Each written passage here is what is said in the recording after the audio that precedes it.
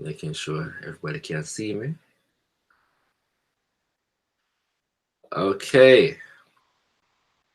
Right, greetings, 10 damn warrior kings and queens, Uncle Jas and Neb, life, prosperity, and health as spoken in the ancient Kemetic language, African power for all African people.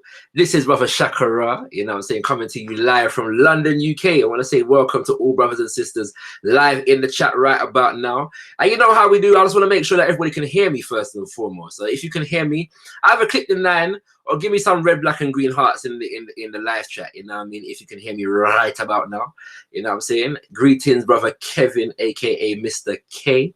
You don't know, you know what I'm saying? Greetings, Miss Eclectic Spirituality. Yes, you know what I'm saying? You don't want to forget this call. You know, it's going to be a very, very good one. You know what I'm saying? This particular chat right here. But I just want to make sure people can hear me. So if you can hear me, click the 9 or give me them red, black, and green hearts.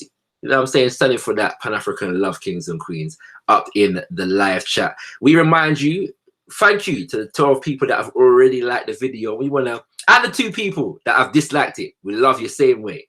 You know what I mean? Just make sure that you, once you come in, please like the video. You know, because we want to spread this Pan-African energy across the land of YouTube and making sure, you know, that everybody can feast from the wellspring of this beautiful panel that I have prepared for you. And trust me, you're not going to get a panel more powerful anywhere else on YouTube for the next 2-3 hours. I promise you that, kings and queens. You know what I mean? I promise you that most emphatically. Like the video and do share the link. If you know that anybody will be interested in this particular conversation, do share the link. All right. For those who are new to this channel, my name is ShakaRa. The channel is called ShakaRa Speaks. It is a channel that really just profiles the things that I am doing in life as an African and an activist. Most importantly, I'm a spoken word artist. I am a journalist. I am an educator. I am one of the managing directors of the UK's #1 black conscious media platform, which is called Got Kush TV. And I am also a father and a partner, kings and queens. And so on my channel, you will see new Black Daddy reflections. You will see conversations about African spirituality and Pan-Afrikanism and many other things. And so this particular conversation comes in that vein. And yeah, we're asking, so many of you would have seen that, you know, all the information, the talk, the popular conversations on Twitter and the Facebook and the YouTube about this phenomena called the American Descendants of Slaves or American Descendants of Slavery. And I'm going to explain how we come to this conversation in a second. But as the title suggests, there has been a lot of talk within that movement about this ideology of Pan-Afrikanism, the movement of Pan-Afrikanism, what it is, what it represents, where it's at, whether it's dead or not, and all kinds of different things. And so we figured that we would take the opportunity as Pan-Africanists to have a conversation and put things in their proper context, especially because so much of what was said out there was, you know, actually contrary or misrepresented the ideology of Pan-Afrikanism, the movement of Pan-Afrikanism, the history of Pan-Afrikanism, and the forward evolution of Pan-Afrikanism. You know what? I'm gonna pause for a sec just to big up my brother Gallant, my brother Amosu Awoyemi. It's a beautiful thing to see you joining us, my brother. We give thanks. Big up the UK family. Keep staying up late for this one, you know what I mean? You could have been raving kings and queens. You could have been out partying right about now, but you're with us, you know what I'm saying? Big up my brothers and sisters from the UNIA ACL, locked in, locked on. Also, do share the link, family. Do share the link, you know what I'm saying? Do share the link and let brothers and sisters know. All right, I'm gonna just pause for a sec. I neglected to mention in my introduction of myself that I'm a member of the Al-Kebula Revivalist Movement, kings and queens. That is my foundation. That is the organization that I was born and raised in, as founded and led by my father, Brother Leader Bandaka. And so that is really the foundation from which I enter this conversation right here. And with that, I am going to open the panel for a sec, just to get each of my panelists that are with me right about now to introduce themselves and let you know who they are, what the work that they do, and what they're involved in. So let me start with my brother Omowale, where that is concerned, because I only truly say that this is not the first time you've been on ShakaRa Speaks, my bro. Yeah, I guess I was on as a questioner the last time. You had Dr. Mazama on, yes, but as a panelist, I guess this is my first time. Yes, but peace to the chat, peace to the family. My name is Brother Omowale. I'm a grassroots organizer here in the Philadelphia area in the U.S. past experience working in the UNIA. So shout out to my folks in the chat room that are from the UNIA and ACL. I served as the immediate past president of the local chapter here in Philadelphia, Division 121, the international headquarters of Marcus Garvey's UNIA and ACL. Currently, I work with an organization called Afrocentricity International that was founded by Dr. Mazama and Dr. Malefi Asante back in 2011. I'm the treasurer for the Philadelphia chapter. Other than that, I do a little bit of writing on my free time. When I can, I try to get on YouTube and lecture every once in a blue, but most of the work that I do is in the real analog world. But you can also catch me on Twitter at Brother Omowale Africa. It's just Omowale Africa on Twitter. But definitely follow me and just keep up with what I got going on. All right. Let me go forward to my sister, Afrikan Esquire. Greetings. Feel free to let people know who you are, sis. Okay, greetings. I go by Afrikan Esquire. I basically am a Pan-Africanist who started a YouTube channel where I just wanted to give voice to Pan-Afrikanism because I didn't see a lot of representation of our radical views portrayed. So that's really, I guess, most I've contributed. Other than that, I have an organization, Federation of African Liberation, that I started with a number of other Pan-Africanists, including Dwayne Wong and a couple other brothers from just different walks of life. And we basically just started organizing and trying to get the message out there so that our people can wake up to the issues that we are facing. So that's basically my background in activism. All right, give thanks. And next, my brother Abiola, who's joining us from France, kings and queens. You know what I'm saying? So I'm gonna let him introduce himself right about now. Greetings. So I'm Abiola. I come from Ivory Coast and I live in France. So I've been a Pan-Africanist organizer since several years now. And my organization is focusing on spirituality, African spirituality, economics and education, and ultimately the goal is, I think it's a goal that you share also, is to build the African empire that Marcus Garvey was talking about, and that's why I'm very happy to connect with you tonight. Yes, sir. Yes, sir. All right. So, kings and queens, couple things I want you to notice right about now is that I've got panelists from, across the diaspora. We've got my brother representing West Africa via Ivory Coast, but living in France. My sister and my brother are here because this particular subject really pertains to them, brother Omowale and sister Afrikan Esquire, because, they are people that would be considered ADOS, and I'm going to ask them in a second whether they consider themselves ADOS, and we're going to get to that in a second. That's the first thing. The second thing, though, is that you may not, it may not be immediately apparent, but there are shades of Pan-Africanism represented on the panel today, kings and queens. I want to shout out to my brother Taharqa, aka Scattered Minds, who's supposed to be joining us, and so yeah, hopefully he joins us soon. But he's actually a Pan-Africanist, and he's also a Muslim. I made to understand that you're a Christian, my sister. That's the case. All right, cool. And I know myself, brother Abiola, brother Omowale are like kind of hardcore African spiritualists. You know what I'm saying? At the same time, my brother Taharqa, who's going to be joining us, it represents a kind of a more socialist. And I've heard your debate with brother Omowale, between brother Omowale and sister Afrikan Esquire about socialism and them kind of things there. So, you know what I mean? I think I'm in the more nationalist school of thought. But my point is that there are shades, and variations across the panel at the moment. So we're going to get some perspectives on these issues right about now.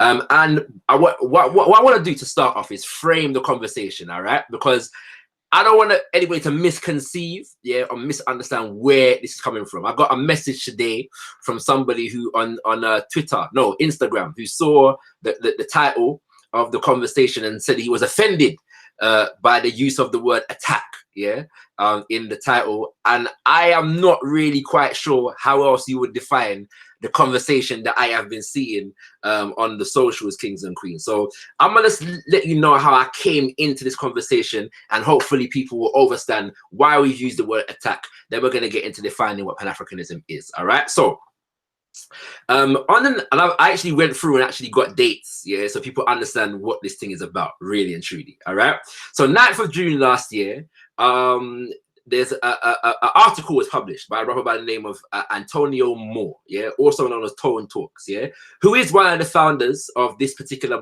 push known as American Descendants of Slavery, yeah. And the article was entitled "African Americans Are More Than Just Africans in America." And really, and we're probably going to read excerpts from it a little bit later on, but really the purpose of this article was really to challenge the term African American, and more specifically the term African within the term African American. The brother is more or less very comfortable with the term American as an identifier for Africans in America, but he's not comfortable with the term African, and he's certainly not comfortable with the term African American. And so that was the purpose, the general theme of that particular article. A few days later, on the 13th of June, his co-regent in the ADOS movement, Sister Yvette Carnell, yeah, published a video, yeah, of YouTube live entitled "Pan-Afrikanism is Dead," yeah, at which she was basically tearing apart the whole ideology of Pan-Afrikanism, its relevance in 2018 at the time, or in today's world in general, and the idea of the concept of African unity across the globe, oneness of African people, and these kinds of things. Yeah. On the 16th of July, just about a month later, she published another video entitled "Dear Motherland, If Your People Sold My People, We Ain't Family." Yeah. And I watched these particular videos at the time, and I was very disturbed, yeah, particularly by the second one. And I'll come back to the reasons why in a bit. But around the same time, this Sister Seren, who became quite well known for her presence on this show called The Grapevine, was also, you know, basically going viral for similar statements, basically about the idea that African immigrants to America did not respect Black Americans, and you know, she done a number of videos where she was licking out against these African migrants and so on and so forth. So this is like the build up from last year, yeah. And there's more that can be said about before that, but we're building up from last year. Then now this year, how I came into it, all right. So let me come back to that. Let me just say that on the 4th of February, Brother Antonio Moore, Tone Talks, published a video entitled ADOS Explained by Its Creators. What I learned afterwards is that that was supposed to be a response to the fact that there were members of the Democratic media machine, Democratic Party media machine in America, who had accused the ADOS movement of being funded by Russians or fueled by Russians in some way, shape, or form. And so because of that, this brother decided to do a video to clear things up. Yeah. How I really became noted to that, though, was I saw a video from a brother by the name of Dynast, also known as Search for Uhuru, that was published on the 11th of February, entitled the 14th of February, entitled "Confessions of a Pan-Africanist."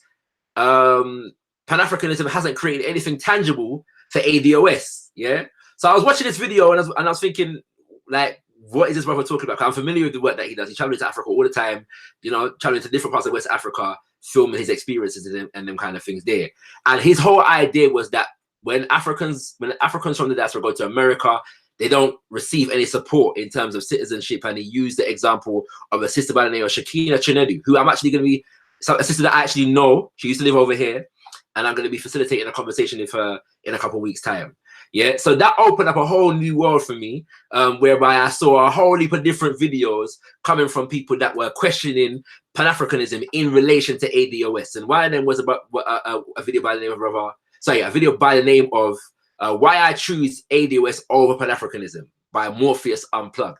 Then I heard about Tariq Nasheed's what is modern Pan-Afrikanism, yeah, which I only watched today. But all these videos, but that was published on the 10th of February. So bear this in mind now. Morpheus Unplugged is the 6th of February. Tariq Nasheed is the 10th of February. Search for Uhuru's first video on this is I'm a Pan-Africanist and I support ADOS is the 11th of February. Morpheus Unplugged puts out another video on the 12th of February. And then Diana from Search for Uhuru puts out a next video, yeah, on the 14th of February. So this is all coming in a very short period of time, all right? And that does not exhaust all the things that were coming out from the ADOS movement attacking Pan-Africanism. Okay. I actually searched, yeah, for video because I thought there was something going on, yeah. At the same time, I was in groups whereby people were asking the question, what is this contention between Pan-Africanists and ADOS online? So I actually was looking for videos in the same vein from Pan-Africanists attacking the ADOS movement. Initially, I didn't find them. About a week later, what I started seeing was debates, yeah, between Pan-Africanists and ADOS and them kind of things there, right? But I wasn't seeing these out-and-out attacks. So I realized that there was something going on. The reason why the video is entitled, or this particular conversation is entitled, Pan-Afrikan Response to the ADOS attack, is because there were so many misconceptions that I could identify, yeah, in the videos that I just mentioned. So many antagonistic statements, so many aggressive statements, to be honest, and so many dismissive statements with regards to Pan-Africanism that I realized we had to actually have some conversation to clarify what Pan-Africanism is. In that spirit, I began to, after my conversation with Mambo Amamazama last week and connecting with brother Omowale Africa, and he mentioned some people, including Sister African Esquire, I began to realize that there were other brothers and sisters who were addressing these issues, yeah?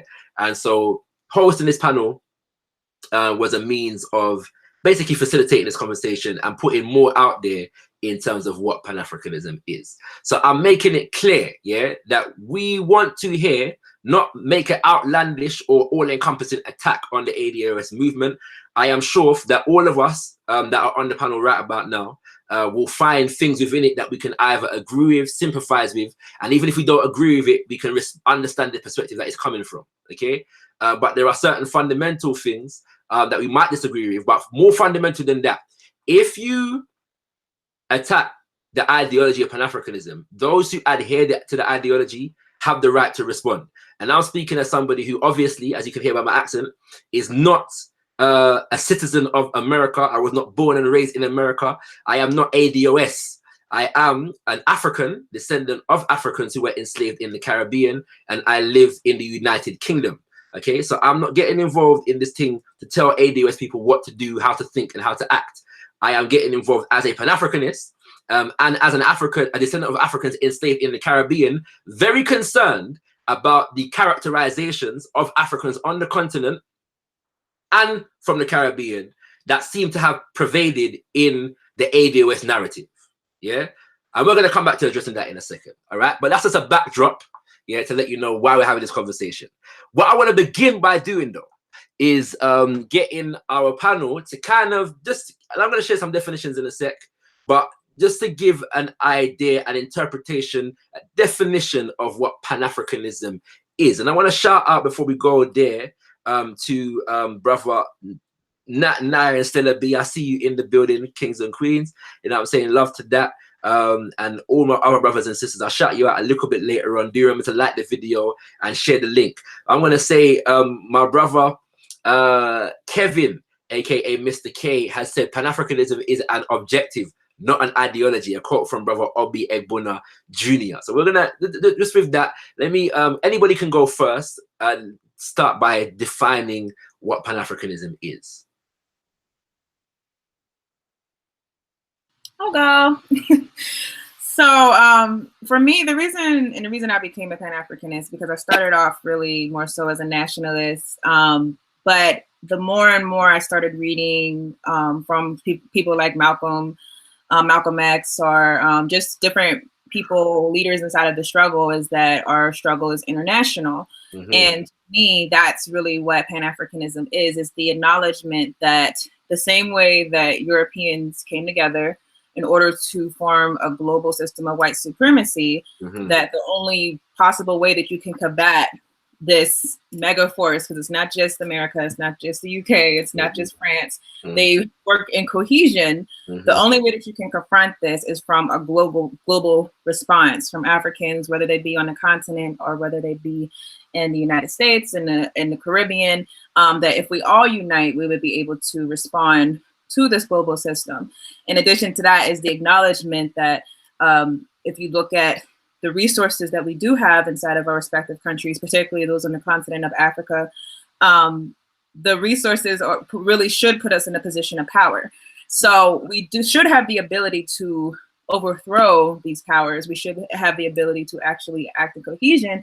But unfortunately, because we are so fragmented, we have not been able to properly address the system of white supremacy. So that's really where Pan-Afrikanism is to me. It's the acknowledgement that wherever you go in the world, we're all oppressed people who are of African descent, that the only logical or probable way that we can actually address this system is by having a united front across countries where we're together addressing the system of white supremacy instead of trying to do it separately.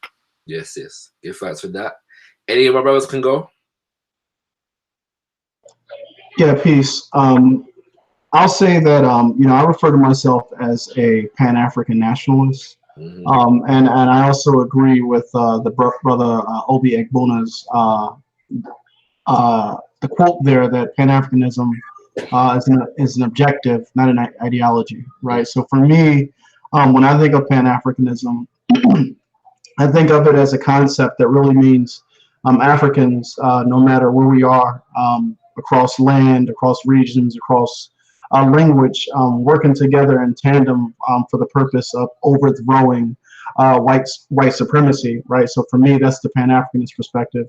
But from the nationalist perspective, I see the objective of Pan-Afrikanism as the establishment of a Pan-African nation on the African continent that is strong enough to protect the interests of African people, no matter where they may exist in the world. Marcus Garvey used to say that a strong man is strong anywhere, right? So until Africa is redeemed, no African person anywhere on this planet will be safe or will have refuge into any alienation. So I think that it is incumbent upon us who call ourselves Pan-Africanists or Pan-African nationalists, it's incumbent upon us to work to obtain power for the purpose of achieving a sovereign nation that has the strength and power to protect African people everywhere. I think that in terms of, you mentioned the debate that my sister and I had, my sister, our African Esquire, I forgot to mention during the intro is that we do I guess it's a millennial panel, Sister African Esquire, my brother, son of Malcolm, and I, we do a panel where we address issues impacting the African world through a Pan-African lens. And the first time that we got together was really to give a response to Yvette Carnell's video, Pan-Afrikanism is Dead. So to date, I think we've done about 4 segments. So one of our differences, when you talk about the shades of Pan-Afrikanism, one of our differences is, for me, myself, I don't say, bringing, creating a nation on the African continent that falls under scientific socialism. Because for me, although I don't promote capitalism, I have a significant critique of capitalism. I also believe that socialism does not go far enough in reframing the economic problems that Africans suffer from. So for that reason, I have a problem with the terminology of socialism. So it's something that I kind of reject. And I think that we need to develop or rescue terms that can capture the economic needs of African people. So, all right, Robert Abiola. Yeah, I agree with everything that has already been said. And for me, Pan-Afrikanism is the pursuit of power for Black people all around the world, because ultimately that is only power that can guarantee our survival. So I think the best uplift plan for every Black person on the world is Pan-Afrikanism. And it's a way to see Africans as people who can build a powerful nation together, because we have shared history, we have shared culture, and that's very important. And we also have shared blood. I often hear about, yeah, it's not about the skin color, it's about that. It's about everything. It's a whole. And we can build this nation, but we also need to build this nation, because the way we have been treated was because at some point in history, we have been weaker than the enemy. So we can try to continue as separated entities and still be weak, while the enemies are getting more numerous and stronger. And we can say, hey, maybe we had some kind of dispute at a moment. You, my neighbor, you, my brother. But right now we need to come together and be stronger against what is coming next, because there are more powerful, more nasty things that are coming next. And we need to be ready for that. And the best response, the best answer is Pan-Afrikanism. So we can, we need to, and I think we will. Beautiful, beautiful. Give thanks, brother Abiola. I do believe my good brother Taharqa is with us. Yes. How you doing? Greetings, my brother. You know what I'm saying? We're doing the graveyard shift right now, bro. Trust me. Yeah, I was supposed to get my napping earlier so I could stay up for this, but then, you know. All right, no problem. Just stay as long as you can. I know how it goes. Yeah. But yeah, welcome and meet brother Omowale, sister Afrikan Esquire, and brother Abiola. You know what I'm saying? You know, we'll continue those introductions later. But yeah, at the moment we're defining Pan-Afrikanism, bro. I don't know if you want to make a contribution right now. You want to come back to later on. I'm not gonna lie, like I have been listening in. I heard you doing the definition, so I've been trying to sign in for the past 3 minutes, and it takes a little while on my phone. It's Hangouts. But yeah, so bless up to everyone on the panel, bless up to you, ShakaRa, and bless up to everyone in the watching and all the viewers. I'd like to agree with a lot of what everyone has been saying on the panel in regard to what Pan-Afrikanism is. I also would agree that in the with the quote about it being objective non-ideology, but I would also say it is an ideology. It represents, I think what Pan-Afrikanism represents is a connection between independent African thought across the world and showing how it's linked and connected. I think at the basis of Pan-Afrikanism is the idea that we all have a common history and thus a common destiny. And basically that, you know, regardless of your political ideology within that, in the same way, if you're a conservative within the European system, or you're a socialist within the European system, or a liberal within the European system, at the end of the day, what you want is Europe to progress and to be financially, economically stable and strong. So whether you are a social, liberal, conservative, as an African person, really and truly, the idea is what is it you'll find to be strong? And yeah, so Pan-Afrikanism would put emphasis on people of African descent focusing on using whatever their political ideology is to focus, to build up the strengths of Africa. So yeah, we could both be Pan-Africanists and disagree. Like you were saying, I probably adhere a little bit more towards the socialist side of things. You'll have Pan-Africanists who are a lot more nationalist. You have some Pan-Africanists who are maybe far to that sort of, we have to be Afrocentrist. We don't want to even consider anything European. We just want to look at all African stuff. So there's all different strands of Pan-Africanism. Yeah, that's really what I think Pan-Africanism is. It represents an umbrella body term. Like I have a proper definition beside me on my laptop, but my laptop's just on. So yeah, so that's all right. Well, let's see if I'm gonna cater for your proper your definition at the moment. I'm gonna give some full definitions right now. Yeah. Just to give people an idea of what it is that we are talking about. All right, but what's it called? First and foremost, oh, I've lost that. But yeah, the next question I'm going to come to for the panel to mull over is why it is that Pan-Afrikanists, because apparently one of the things that you've heard is that, and this was one of the things that Yvette Carnot kind of went in on in her video, Pan-Afrikanism is Dead, that Africa is not a country, it's a continent, and a very divided continent of, she says, 54 different countries who don't even relate to each other, they don't like each other, they don't have no conversation, it's pure war and beef between them. and they're disconnected. They're not united. So why are we you know, trying to unite with them? So mull that over, yeah, in terms of why is it with all the fractured you know, relationships on the African continent, and the fact that, you know, there really is no legal entity called African in today's world. Why do Pan-Africanists harp on this identity of African? This is who we are African. And the idea also that Africans on the continent don't refer to themselves as African. This is only us in the diaspora with our uppity kind of utopian ideals of what it means to be an African, imposing this kind of designation on people in Africa. You know what I'm saying? This is one of the things that was said. And I am going to, you know, just give that expression with one of these quotes from Sister Yvette. And she says this in the Dear Motherland video at about 47 minutes and 40 seconds in, yeah? Where she talks about the fact that in, the context for this is that she's talking about, so the whole video is premised on this idea, on this one article from a sister who is supposedly descending from a family in Nigeria of the Igbo people who sold slaves, quote unquote, all right?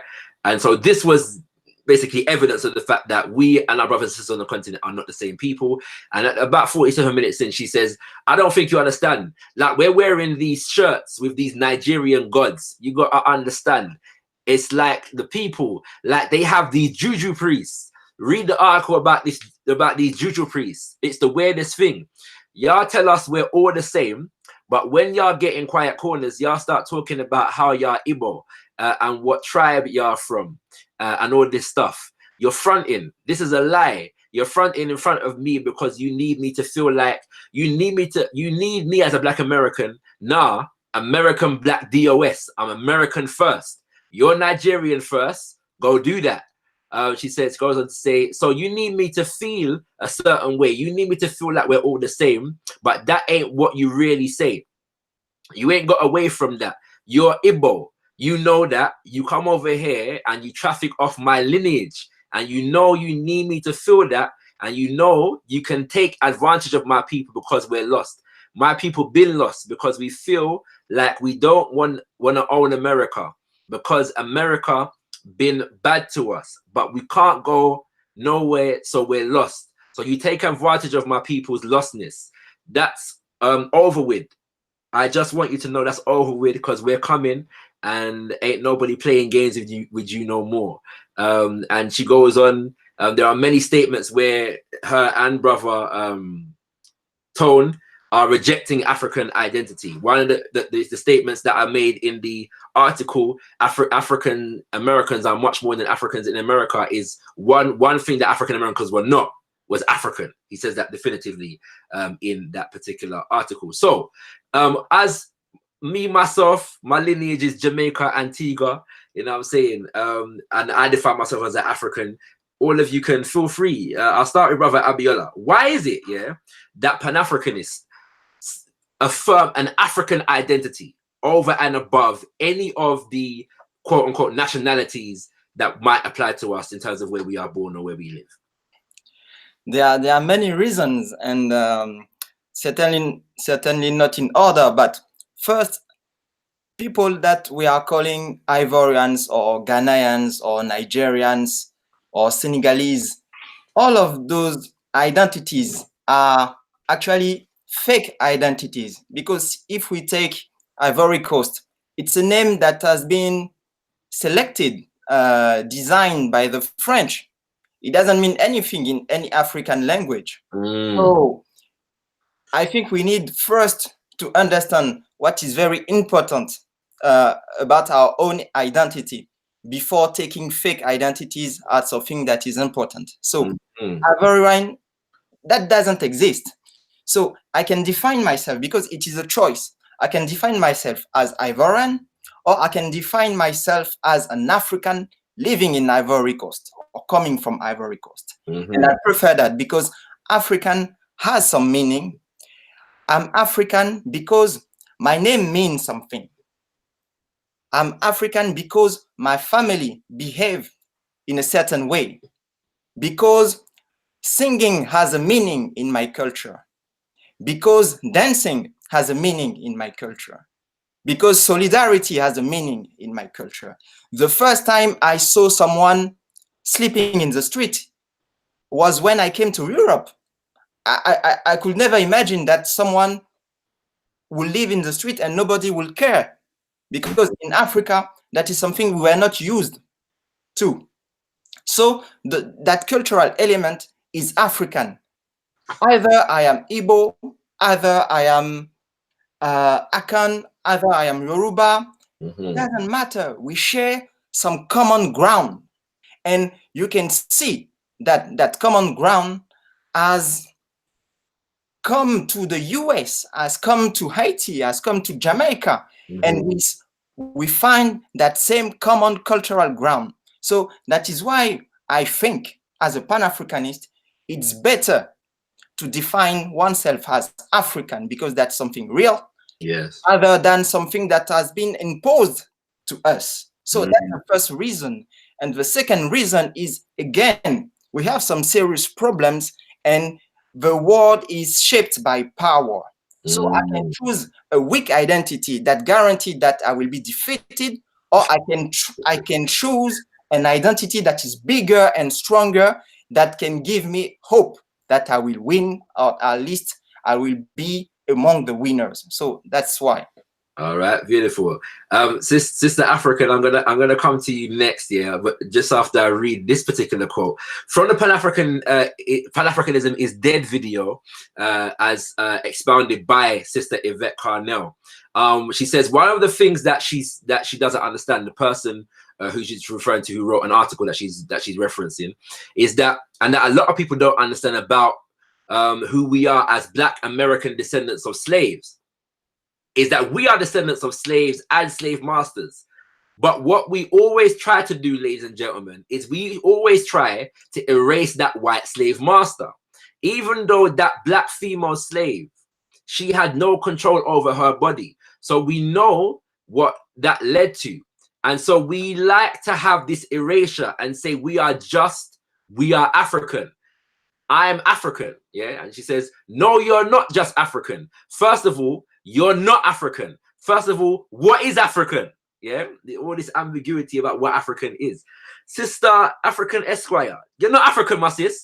Why are you trying to harp on this African identity for? You get me? Why are you begging people's identity and acting like you're an African when even the Africans in Africa don't even call themselves African?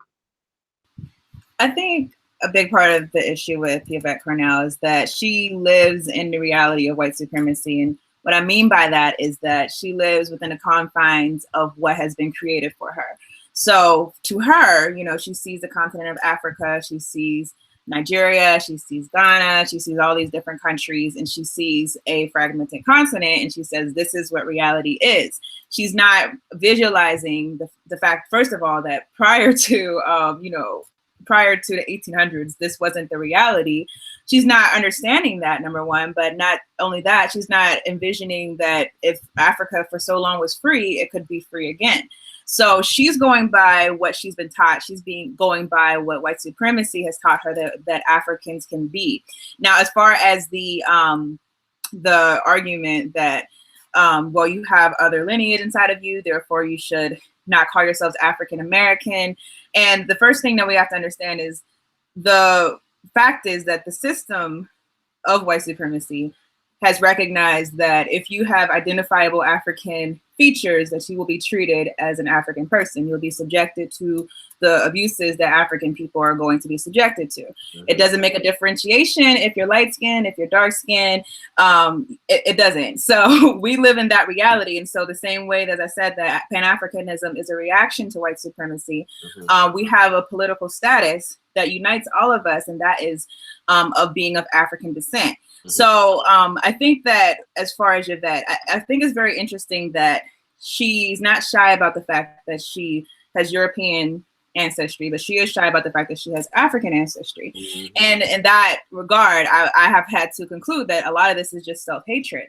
Mm-hmm. The verbiage that she uses in regard to Africans, the way that she talks down to them, I've never seen her ever talk that way about Europeans, even the Europeans that enslaved your ancestors. You have more vitriol towards your own, towards the people who are African than you do towards the people who took you out of Africa and the people who subjected you to 400 years of slavery. I can never understand that. And I think a lot of her view is that when you consider, you know, the slave trade, some Africans were involved with the process. We know that that's true. We also know that, number one, it was not all Africans. You could not take a survey and figure out who was involved with what 200 years later or 400 years later. You cannot actually figure out who was involved with what. Not only that, we know that a lot of those same Africans that did participate in the slave trade also became slaves. They also became victims of the slave trade. So we not only have blood in us from the people who were captured, but a lot of us have blood in us from the people who actually participated.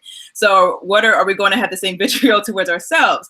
And then you go to our history in America. There's been African Americans who have enslaved, particularly in, I believe, Louisiana, who have enslaved other African Americans. So are we going to go have vitriol towards them? Are we going to go to people who were descended from house slaves and say that, oh, you had privileges on the plantation, or you sold your other fellow slaves out, and you're descended from those people, therefore we're going to have a negative relationship with you from here on out? That's my issue. I don't understand. Where's the timeline? When do we begin to say that we're going to start holding grudges against the sins of our ancestors instead of actually organizing for our own good? So where's the timeline? Where's the stopping point? She's never identified that. She's never articulated that. But I think it's very, you know, arbitrary to pick a time in history where you want to start putting the blame on your brothers and sisters. Right. And you know, in that narrative as well, she didn't drive home this point. But I didn't note down exactly what she said, because I'm going to come back to that. But she did allude to the fact that effectively they owe us too. These Africans on the continent, they owe us some reparations too. Yeah, which is a very problematic concept, which we'll probably have to deal with at another point. My brother Omowale, yeah. So like, you know, America is your country, bro. Yeah, and you have to understand that America is your country. You know what I'm saying? Like, actually, as Sister Yvette says, yeah, at 10 minutes and 2 seconds into Pan-Africanism is dead. She says, we have this kind of relationship with America that causes some people to say, well, I don't have a country. No, you have a country, brother Omowale. There's a difference between saying I don't have a country and my country isn't doing right by me. We have a country that is abdicating its responsibility to us, but it's still our country. So America is your country, my brother. Yeah, why are you rejecting your Americanness for this utopian ideal of Africanness, bro? What's that about? Yeah, so what I'll say is this, and this specifically just relates to Black America, and you know, it may relate to other you know, groups within the African diaspora, but as of the late 20th century, we saw a lot of movements. I like to refer to them as lost tribe identitarian movements in the diaspora, where people have this concept that we as Black people in America are a unique people that are cut off from everyone else. And in having that uniqueness, having that history erased, you know, some of our people have had great imaginations in terms of giving themselves a history that gives them credence to their that gives credence to their desire to be American. So whether, you know, you adopt an ideology or an identity of being a Hebrew, or you are a Moor, or you are an Aboriginal, or you're an American, right? Like, these are all things that we did to give ourselves, to attach ourselves truly to the power. Right, because when you look at it, you know, coming into the 20th century, America emerges on the world stage as an empire, right? So Black people in America, you know, we have never truly been citizens of this country. I think the best way to characterize us as a group has been as an internal colony. One of the analogies that I used recently on Facebook is that we are merely a flea on the back of an elephant. But we posture towards other people in the diaspora and towards the continent as if we ourselves are the actual elephant, you know. So there's a lot of bravado in our language at times, and for me, whenever I see that, it's indicative of ignorance, because what it points out to me is that your bravado is really being subsidized by the strength of the empire. You know, you can bark very loud when you have access, or when you feel as though you have access to America, you have access to the American dollar, and oftentimes I don't think that our people understand. Like you can conceptually understand what it means to be a slave, but that doesn't mean that you have an understanding of the plantation economy or the global system that upholds such an economy, right? So, you know, sometimes I try to put things on a macro level when explaining, you know, the plantation to people, right? I explain it on a global level, and I say, well, listen, the West, right, the belly of the beast, it represents the house. So you are saying to these Africans, or to our brothers and sisters that are coming here, you are saying y'all are coming here and taking our resources. Well, first of all, whenever you say our resources, you sound like the slave who say, "Master, we sick," right? Because the way that this American pie works, yes, the pie is manufactured here in America, but the ingredients comes from being extracted from our brothers and sisters all across the global South. Yes. And the way that colonization has worked is when the Europeans go to the west coast of Africa to colonize our brothers and sisters there, what they do is, I take your land. Now that I've taken your land, your means of survival, in order for you to get access to survival, you have to have money to come into my economy.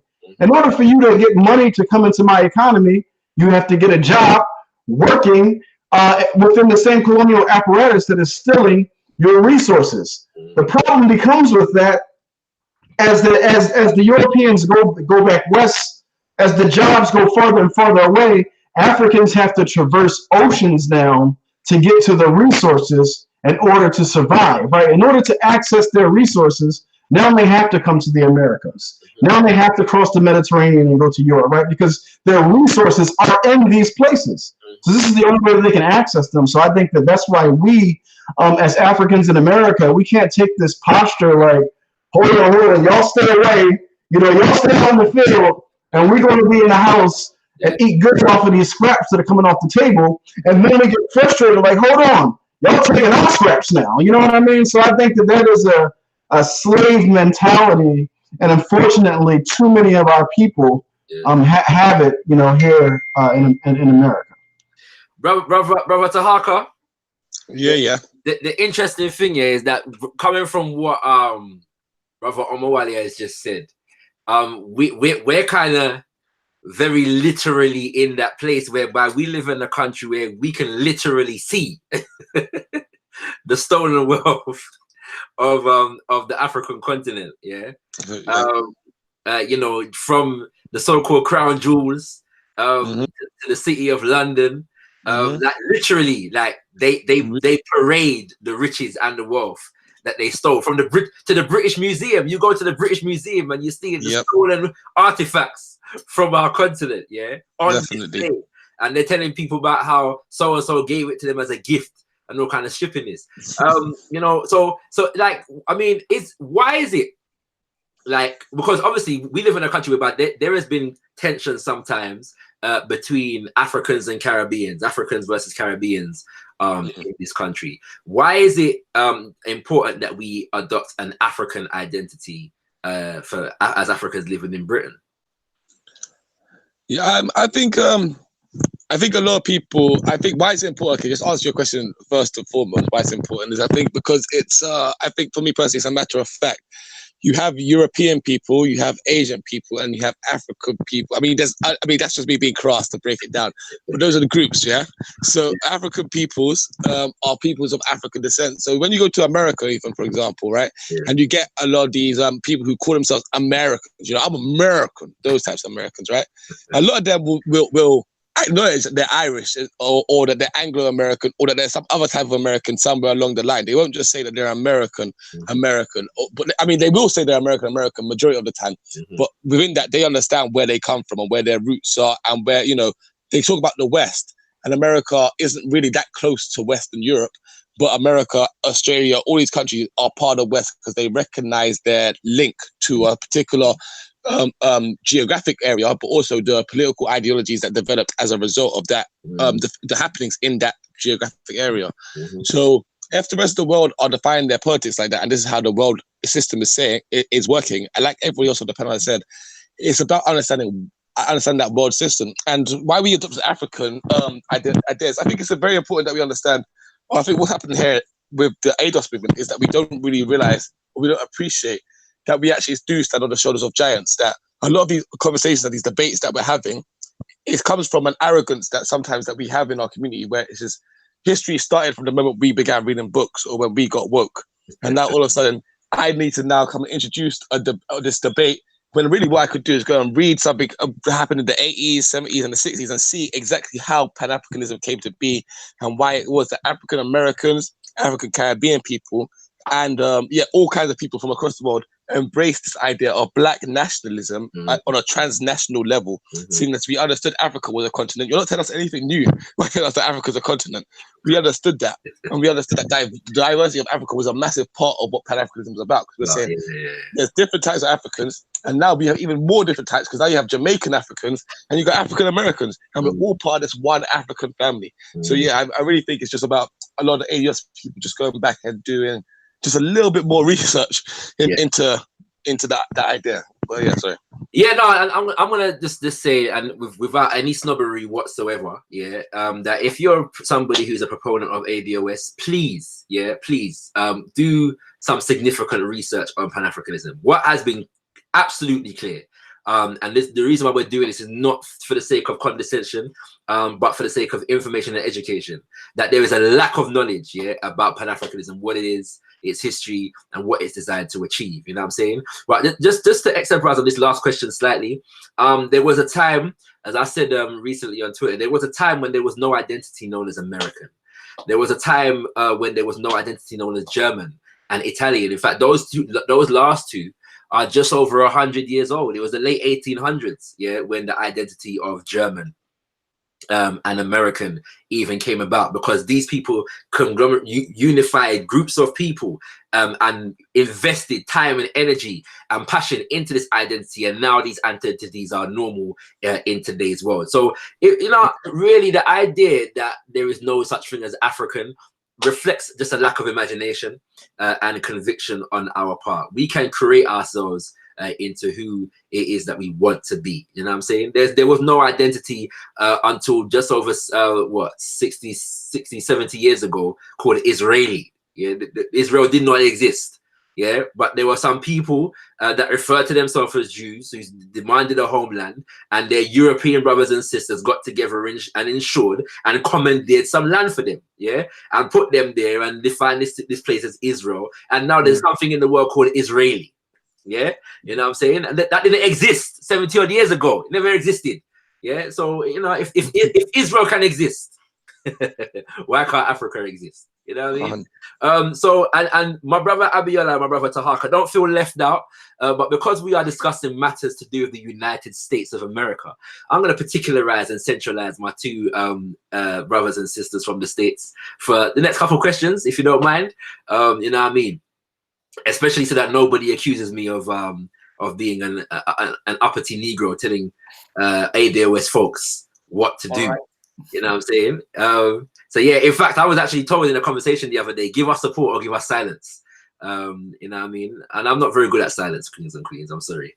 Especially when it comes to matters like these. So, you know what I mean? We'll go forward with this. But yeah, the first thing I want to ask you is whether you identify as ADOS or not.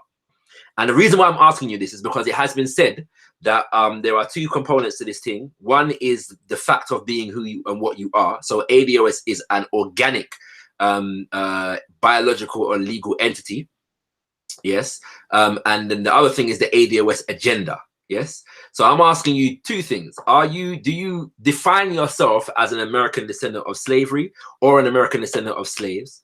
Why? And are you a proponent or adherent supporter of the ADOS agenda, and why? I'll start with my sister. No, I do not consider myself ADOS. I do not, because the issue with this is that when we say first of all, it's American descendant of slavery. I think it's very significant that Yvette chose American descendant of slavery instead of African descendant of slavery. That's very telling in itself. I've always been big on the fact that if we start our history in America, then we are starting our history in slavery. And when you do research on Africa, you know that before we were slaves, we actually were not. We were a free people. There were kingdoms, there were civilizations, and to completely disregard that history in favor of calling myself a descendant of slave, just on a psychological level, I think that would be very self-defeating. At the same time, the argument is that there's like you said, a legal status that you would get for calling yourself an ADOS. I think that's a silly argument. I've never heard Holocaust victims feel like they have to call themselves a descendant of the Holocaust in order to get reparations for the Holocaust. They call themselves Jews. And clearly, whenever they're looking for programs that are going to benefit people who actually went through the Holocaust, they'll specifically do the research on where you came from, or where your family came from. There's no need to actually call yourself a descendant of the Holocaust. This, to me, the idea of the descendant of slave is just Yvette Cornell and Antonio Moore's attempt to distance African lineage from African Americans. It's not for a legal designation. I think, and the other thing that I think is so funny is that I don't think it's controversial and anywhere in the diaspora that when it comes to slavery, that if America grants slavery reparations, that would go to people who actually descended from the slave trade. I don't think that's a controversial thing. It's really not. I'm sorry, not to interrupt you, sis, but I keep hearing this as though people are vexed that Black Americans are about to get this big bag, of money, and so the rest of us are just vexed about it. I have not heard one individual annoyed, disgruntled in any way, shape, or form, about the idea. Even people that have issues with how they framed reparations under the ADOS banner are not in contention with the idea that Africans in America receive reparations from the government for slavery. Not heard it, but go ahead, sis. Go ahead. Sorry. Exactly, and that's a misconception also, because the same way that whenever I talk about things that's been done to Haiti or things that done to South Africa and Namibia, I would never expect to get a part of the reparations that those specific people are owed. So I don't think that's controversial.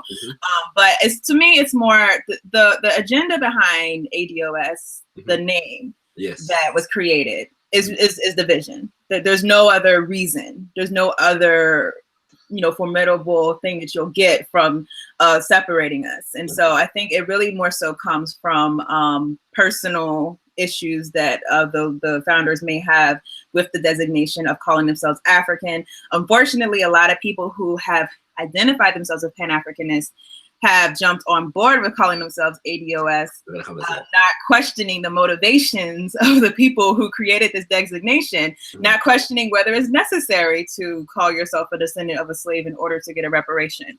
And that's, unfortunately, that's what happens when we don't question things, and when we don't do our research on the people who started certain movements, is that you might join something and then find out later on this is actually something done to separate you, not to join you. Yes, sis. I'm gonna read this this quote. This is in and around 19 minutes into the Pan-Afrikanism is Dead video. She says we have to define ourselves. Everybody else is defining themselves and operating in their self-interest. Pan-Afrikanism doesn't get us to that goal. Note that. One of the reasons why we're having this conversation is because of statements like that. Pan-Afrikanism does not get us to that goal. She says the one thing about the designation of African American from 1989, stick a pin, I am very interested in the fact that they use the 1989 definition of African American coming from what's name? Jesse Jackson, as opposed to the 1964-65 coming from Omowale Malcolm X. Very interested in that, yeah. But yeah, coming from 1989, the very interesting thing about that designation is that it still puts African first. It put African before American. How do you put African before American? This country defines our lives. We were born here. We ain't never been to Africa. Most of us, but we are defining ourselves by a continent and a huge landmass that we've never been to. How are we defining ourselves? What sense does this make? And I'm reading that for anybody who's telling me that the sole justification for American and the discarding of the term African is for legal constitutional purposes. What she's just defined here is entirely cultural, and entirely based upon her understanding of what is primary in the lives of Black people. Yeah, and so I'm going to come to you, my brother Omowale, in answering this question about whether you define yourself as ADOS and why. Of course, yes, I do define myself as no, absolutely not. I don't define myself as what do they call it, an American descendant of slaves, yes. and I also do not support the agenda of ADOS. Why don't I define myself as an American descendant of slaves? I think the answer is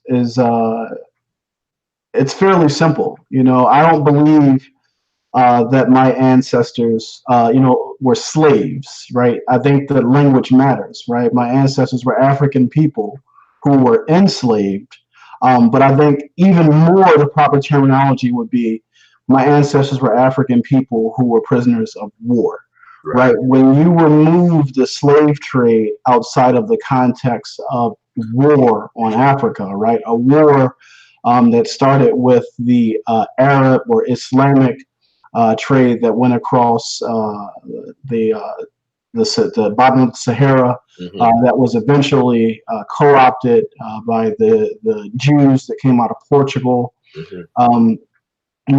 So whenever you remove any of this from the context of war, you almost strip yourself of your humanity. But in addition to that, when you say that our ancestors were slaves and don't give them their humanity or their peoplehood, it negates the fact that there was a significant amount of resistance all along the way, right? And so for me, I choose to stand in that tradition of resistance. And similar to my sister Afrikan Esquire, I don't think that we should if our goal is to obtain power, then we should be using an identity that gets us power.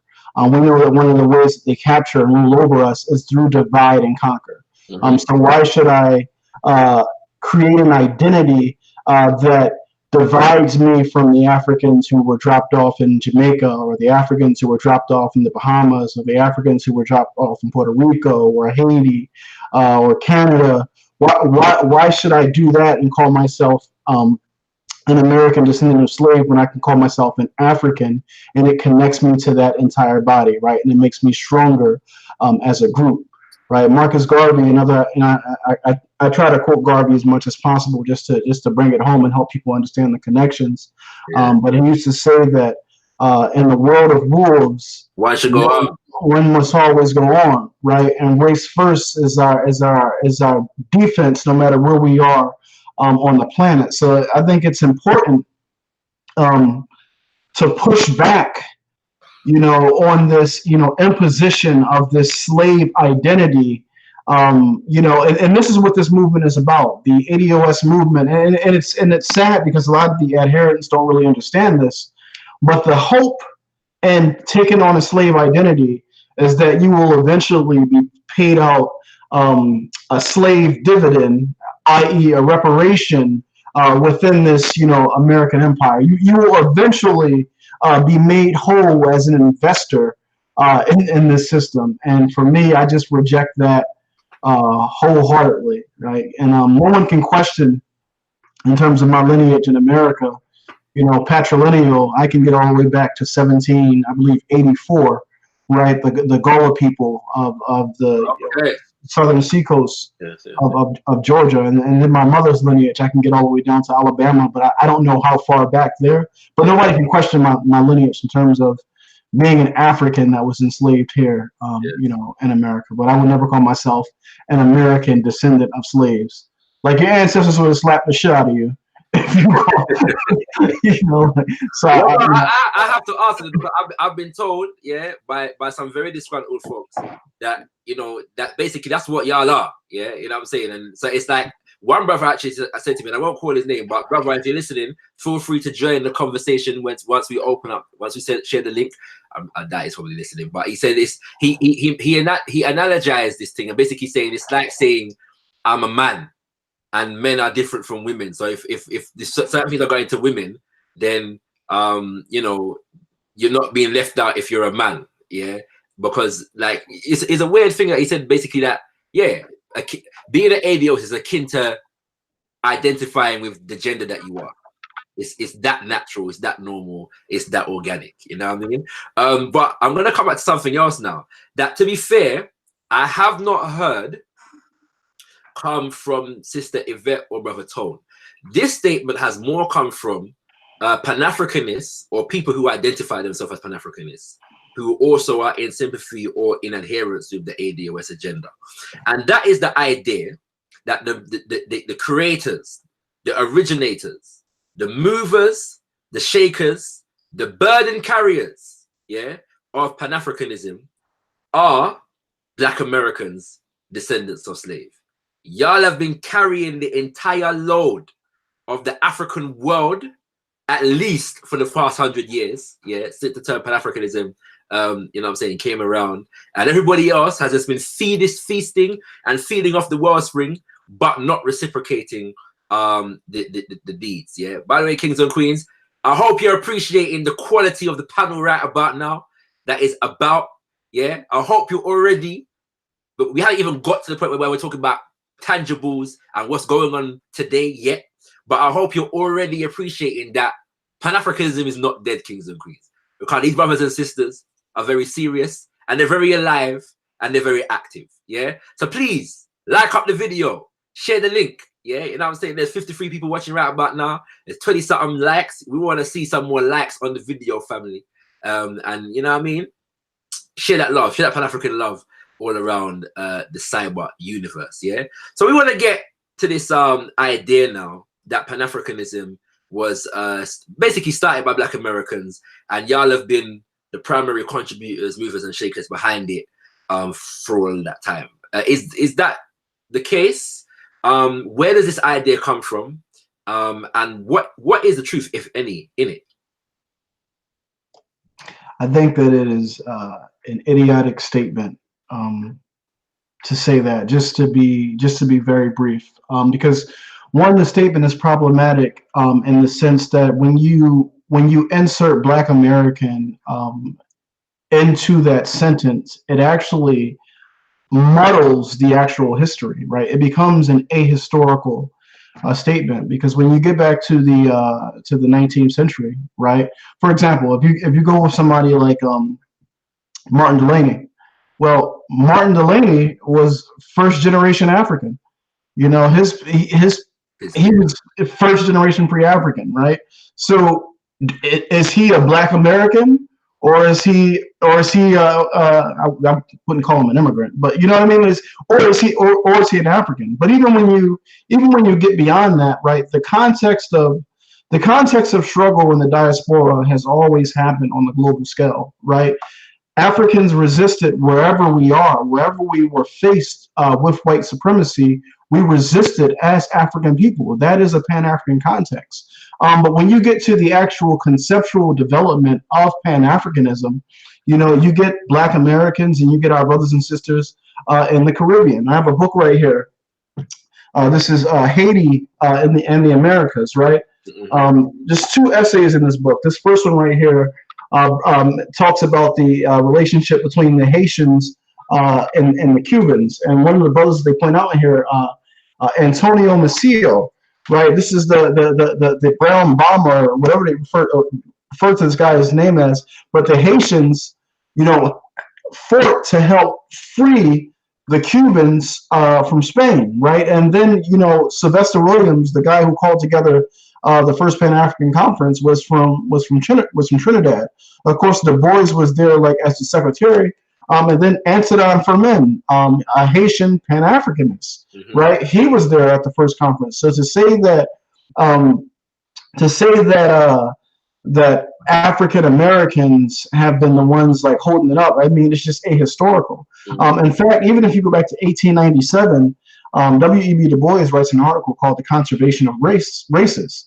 And in this article, he doesn't even refer to it as Pan-Africanism. He refers to it as Pan-Negroism, right? And he says that the Negroes here in the West, we have a responsibility to operate as the vanguard, meaning the leaders of the struggle. But as our brothers and sisters on the African continent after the colonial period, after they got engaged in the struggle and were coming to the West to be educated, they too got politicized and involved in the struggle. You know what I mean? But to say that we as, you know, Black Americans have upheld, I mean, it's just wrong. It's just, I don't know any other, it's ahistorical to say the least. And again, it's a bit of that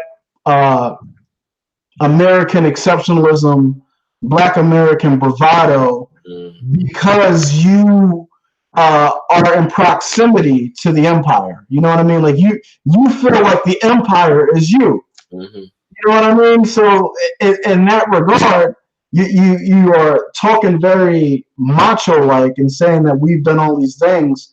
But if anyone who has taken a sober account of the historical record, they would have a more tempered approach to contributions. Like everyone has a right to be proud of their lineage and the contributions of their ancestors. Nobody is saying that.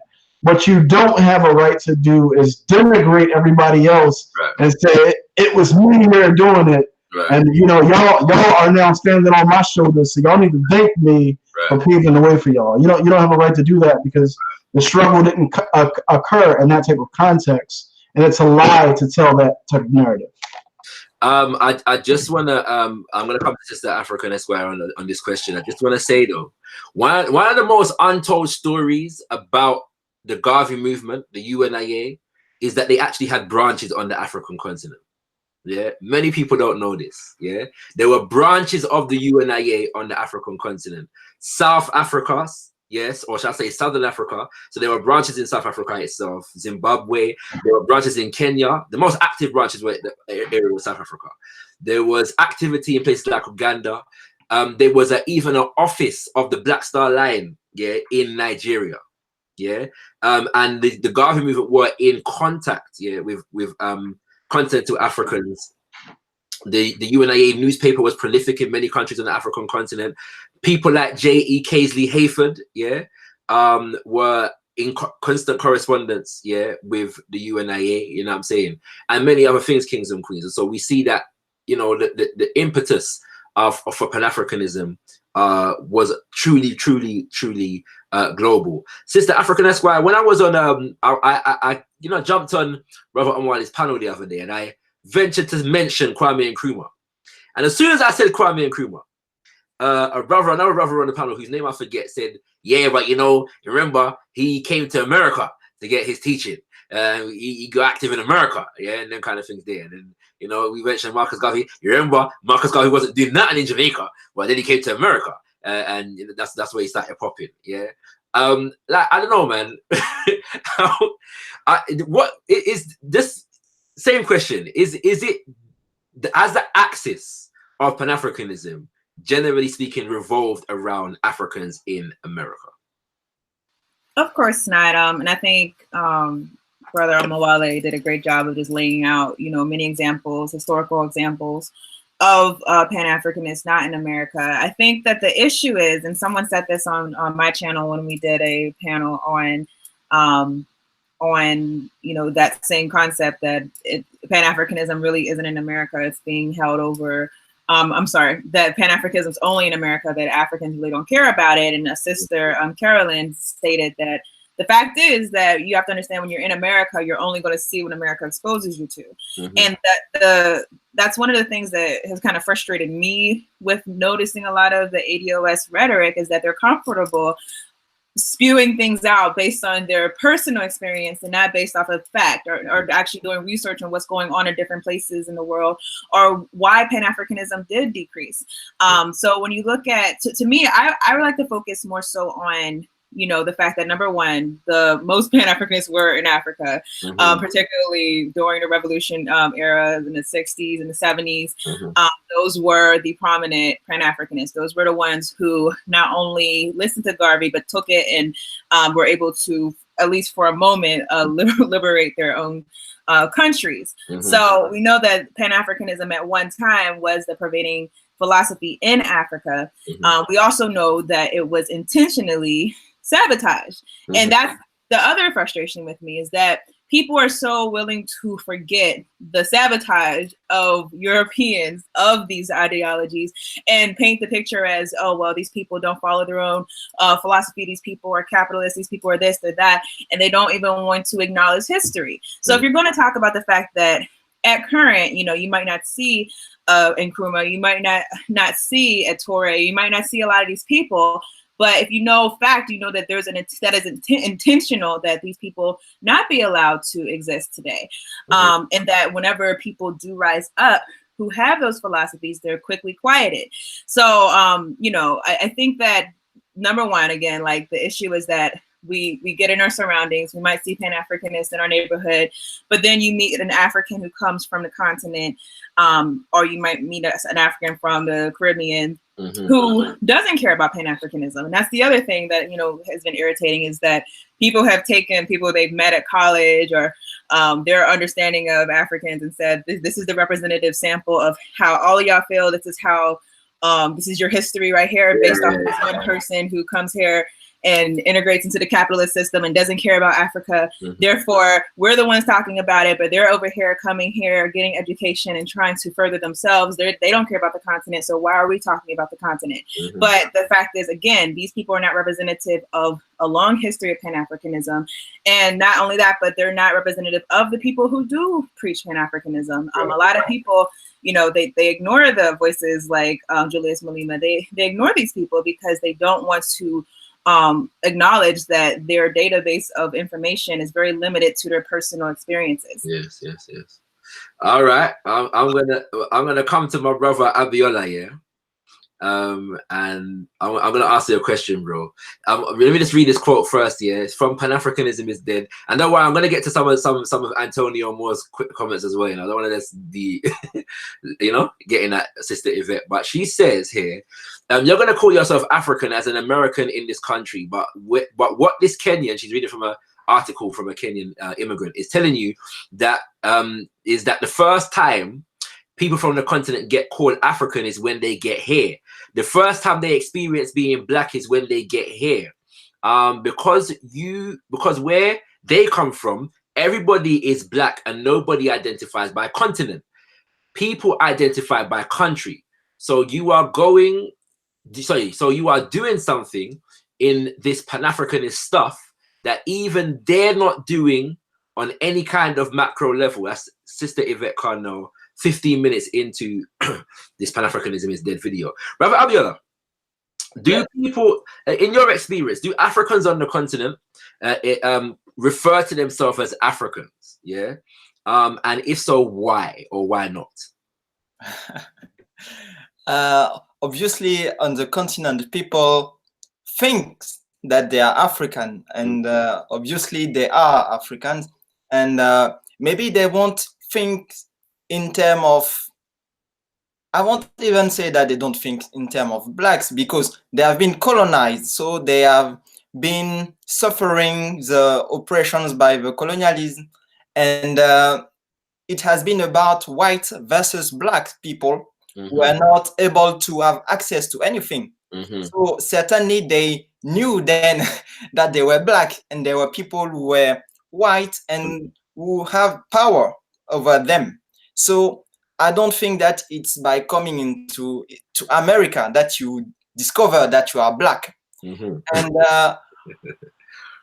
also on the continent, people know that on the global level, people from African descent suffer. They know that.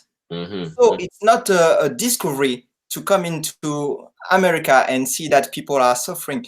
It's very about, I think, identity, and we need to select our identity correctly.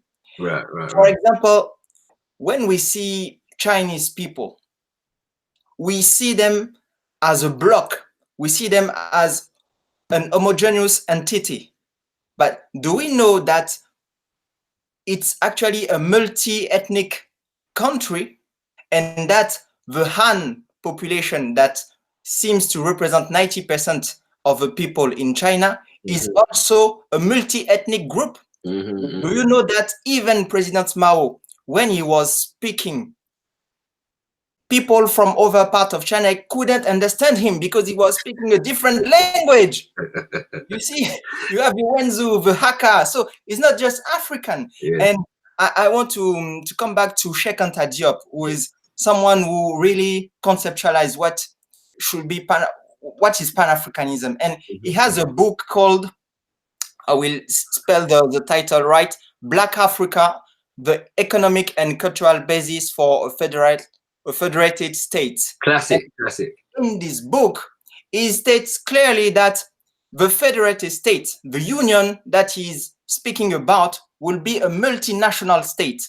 So what does it mean? It means that in this state, in this powerful state, we will be able to have people existing as Yoruba, people existing as Igbo, people existing as Congo, and living together in this state peacefully, because that is the way African always lived. You heard about great empire like Mali, like Congo.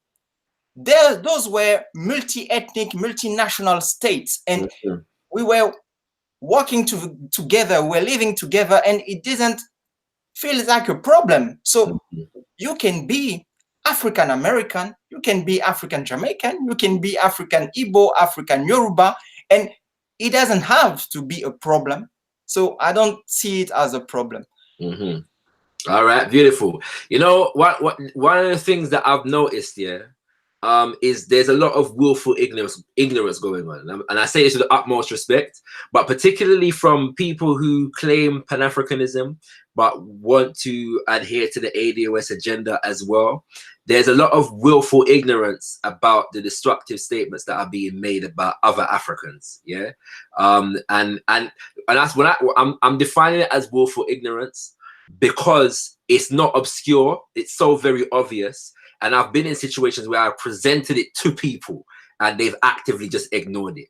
Yeah. When people were saying to me, you know, that people are just getting hyped for no reason and misconstruing what the people them are saying, particularly what Brother Tone was saying, because at one point, the number one key card in terms of defining what ADOS was the video, yeah, entitled ADOS Explained by its creators.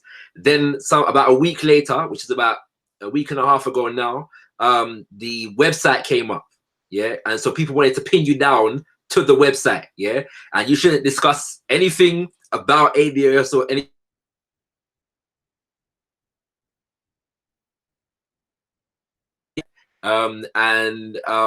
But so when you the different quote, and I haven't even read the worst, yeah, of the quotes, yeah, yet, but I'm seeing a lot of willful ignorance coming from people that claim to be Pan-Africanists, and what I'm realizing is that a lot of it comes from this idea that they too don't see the vision, like the idea that this thing is possible, right? That's what I'm saying.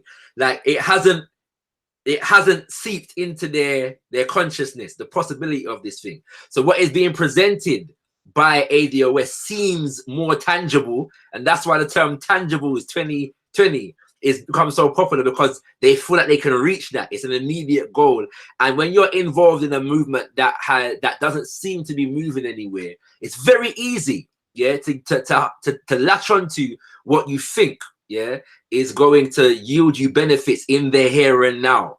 And you know, not dare to be visionary in that way. So let me come to brother Taharqa quickly. You there, bro? You there, bro?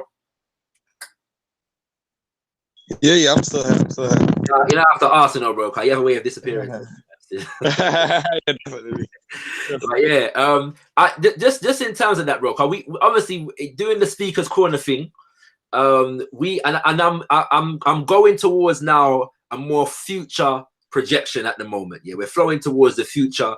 We're looking at what Pan-Afrikanism is doing in the present, and we're going to look towards the future. Yeah, but just on that point, bro, Taharqa, yeah, what is it about this concept that you think people find it so difficult to get their heads around? Oh man, that is a tough question. I think it's exactly. I think you hit it with a nail on the head. Is that I think the task ahead of us, and also just the task ahead of us, but also from the position that we're in right now in regards to actually being within a society where you could see all of see a society around you where there's a economic system and all these things functioning in favor of the white population, the white community. Yes. And then on the other hand, having someone present this Pan-Afrikanism saying you could have this for yourself in Africa, but then looking at the conditions of, you know, black people, look at the conditions of the continent, look at the conditions of some of our homelands, and then people, like you're saying, they look at it and they despair and they're like, yo, that's kind of long, but what we can do is do this. Like, if we as Americans can get this thing together, we can, that's a start. Do you know what I mean? So I think it's like you're saying, it's just about the tangibility. People are, the long goal of Pan-Afrikanism is such a lofty and ambitious one that sometimes people feel like, yeah, it's too much. And especially, I mean, we've said it a lot in the conscious community before, and a lot of people say it, and sometimes I'm not convinced how much people believe it, but they say stuff like, you know, the changes are going to come in my lifetime, it's going to come in the next lifetime and the next lifetime after that, blah, blah, blah. But then at the same time, a lot of these guys, you can see secretly, they really want the change to happen right now. Right now, yeah. They really want to live within the change. And so when you have someone like ADOS that offers the change right now, yeah, it's definitely going to activate people to... But Taharqa, though, I mean, one of the dichotomies that people have created with Pan-Afrikanism, yeah, is that they're defining Pan-Afrikanism as us in the diaspora reaching out or going to the continent. So hearing statements like, if you're so Pan-African, why are you still living in Britain? Or why are you still in America? Why are you going to Africa? And when you go there, I guarantee they're not going to give you citizenship. You're not going to be able to start a business. You're not going to get no land. You're not going to get no visa. You're not going to get no passport, nothing like that. In your experience and understanding of Pan-Afrikanism, is there any dichotomy between the international dimension and the local dimension? Does organizing for Pan-African liberation stop you from organizing and working on whatever issues are presently facing you in whatever location you're currently at? Definitely not. And I would actually say that I personally think that working for Pan-Africanism is actually the long-term goal and key to the actual situations that we have here in the UK. So knife crime, all these things that we have here in the UK would be, in my opinion, solved by us having stronger communities organized along the lines of Pan-Africanism. I don't think there is a choice between you focusing on back home in Africa and focus on the issues of Africans in the UK are facing, or Africans in America are facing, etc., etc. And Pan-Africanism, I think, actually does allow for that. But I think, like you're saying, the overall perception that it's us in the West reaching out to Africa and then not reaching out back to us is one that's definitely difficult to overcome, and that's what a lot of people take away from it. But I think what those people do is there's an overlooking of the history and the fact that there was times, and there's been plenty of times where you've had African leaders and Africans on the continent, and still to this day, Africans who leave the continent and come to the West and say, yo, brothers, come back home. You know, there's a massive ignorance of that part. And we look at perhaps the politicians and the governments and say, hey, why aren't they reaching out and doing more for us? And we ignore the fact that most of those politicians and governments are actually in hock to a Western system which pretty much controls them.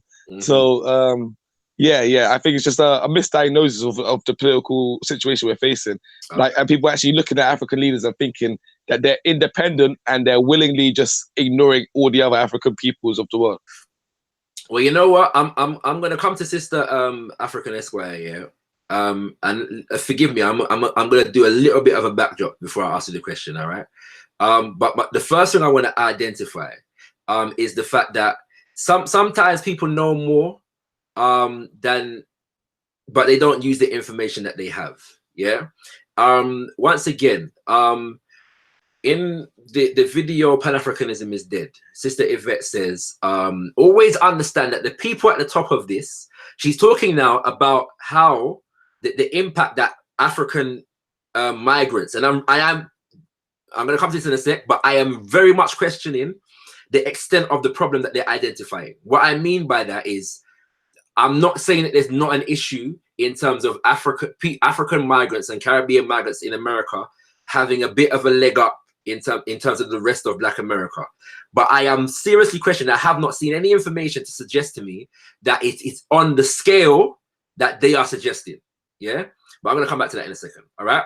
Always understand, she says, that the people that are at the top of this are not us. This is a white supremacist superstructure.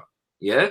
So they are, what she's saying now is that they are manipulating the African migrants coming over here, how many of them get over here, how many of them get college degrees and whatever, which begs the question, why are you banging so hard against these African migrants then, if you know that's the case? Yeah. And a Pan-Africanist consciousness would guard you against doing that. Yeah. That doesn't mean that you can't be used as a black pawn. And then she goes on to use the example of Patrice Lumumba. She brings up an article and a picture and says, this is Lumumba, Patrice Lumumba. A lot of black people are complicit, obviously, in his assassination. Where was the Pan-Afrikanism there? So I don't know how we define the Pan-Afrikanism was in Patrice Lumumba, right? This is why he was killed. Yeah. The counter-revolution was in the people that killed him. All right.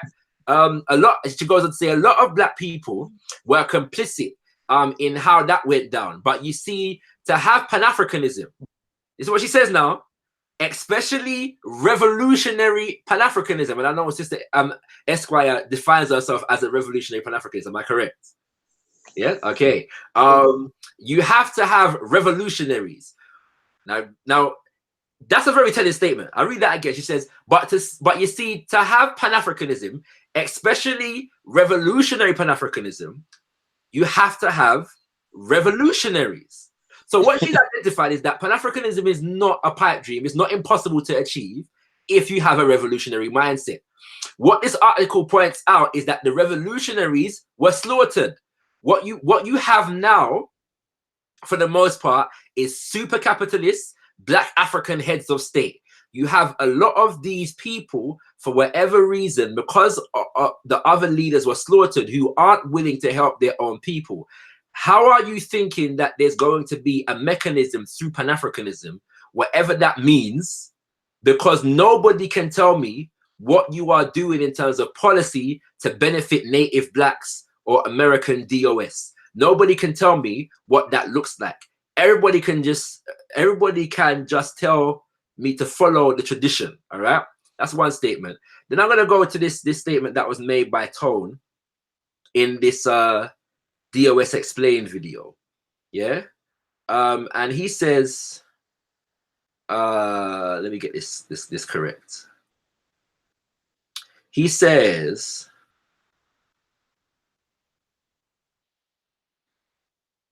right.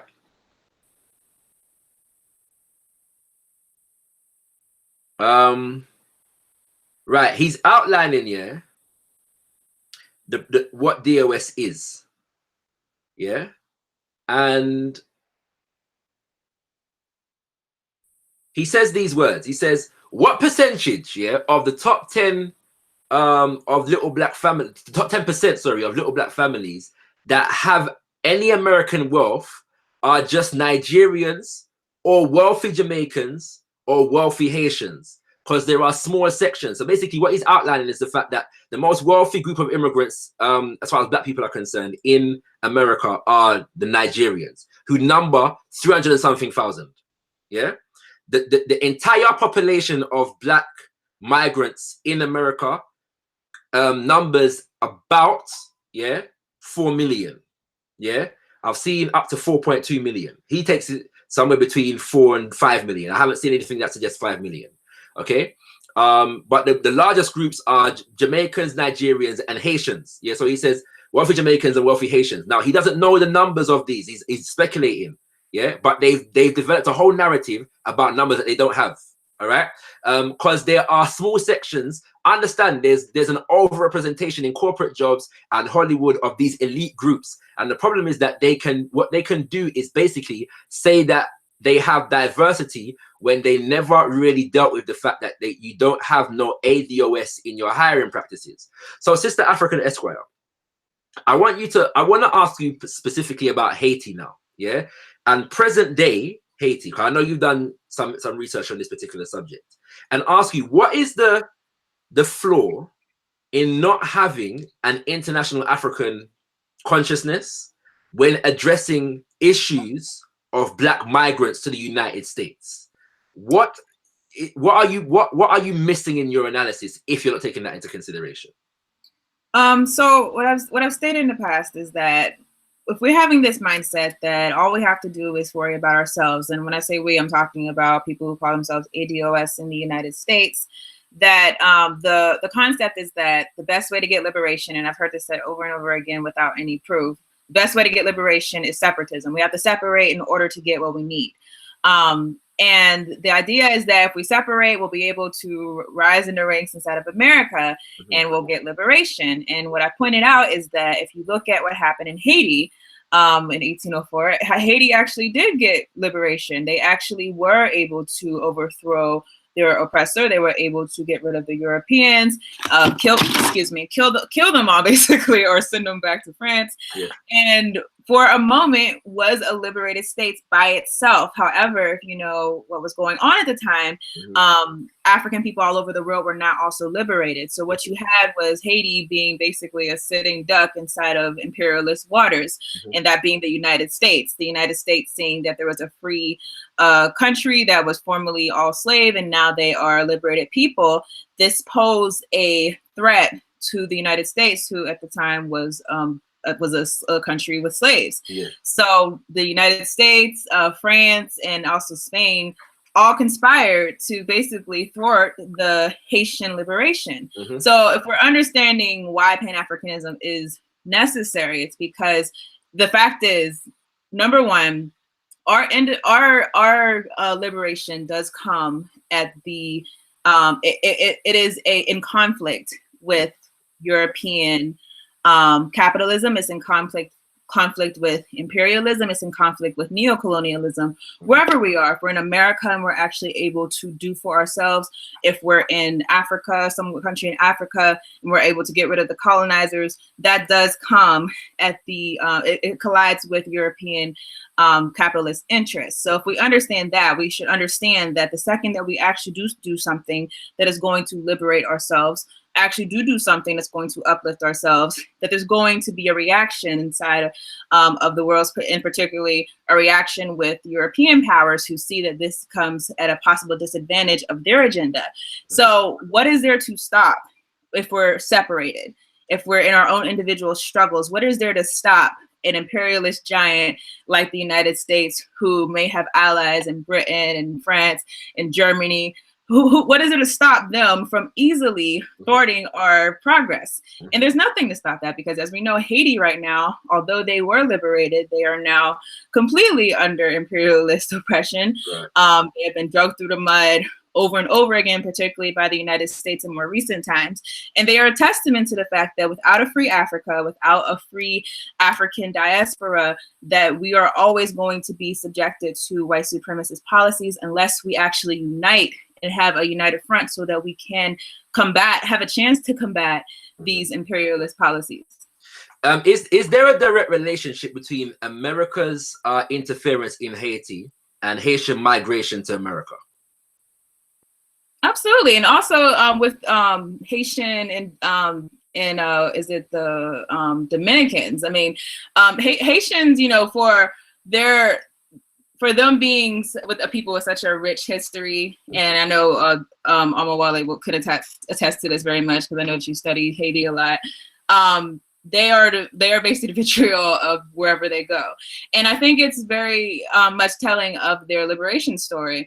But definitely, you know, when it comes to what the United States has done, any immigrant group that has been subjected to oppression from the United States. That is a direct causal relationship between the influx of immigration, because when you are the imperialist power, you are where the jobs are, you are where the opportunity is, because you've taken the wealth from other people. So obviously, whenever you have the wealth of these countries, these people from these countries are going to look to you to be their opportunity. So to me, for you to have an issue with immigrants and not have an issue with what causes their immigration, to have an issue with them for trying to do for themselves, trying to do for their family, trying to get out of the situation that they were in, and have no issue with the fact that the United States overthrew this government, the United States infiltrated this government, the United States started a war in this country. You have no problem with what created the condition. You only have a problem with the result. So, you know, if any intelligent person wouldn't just beef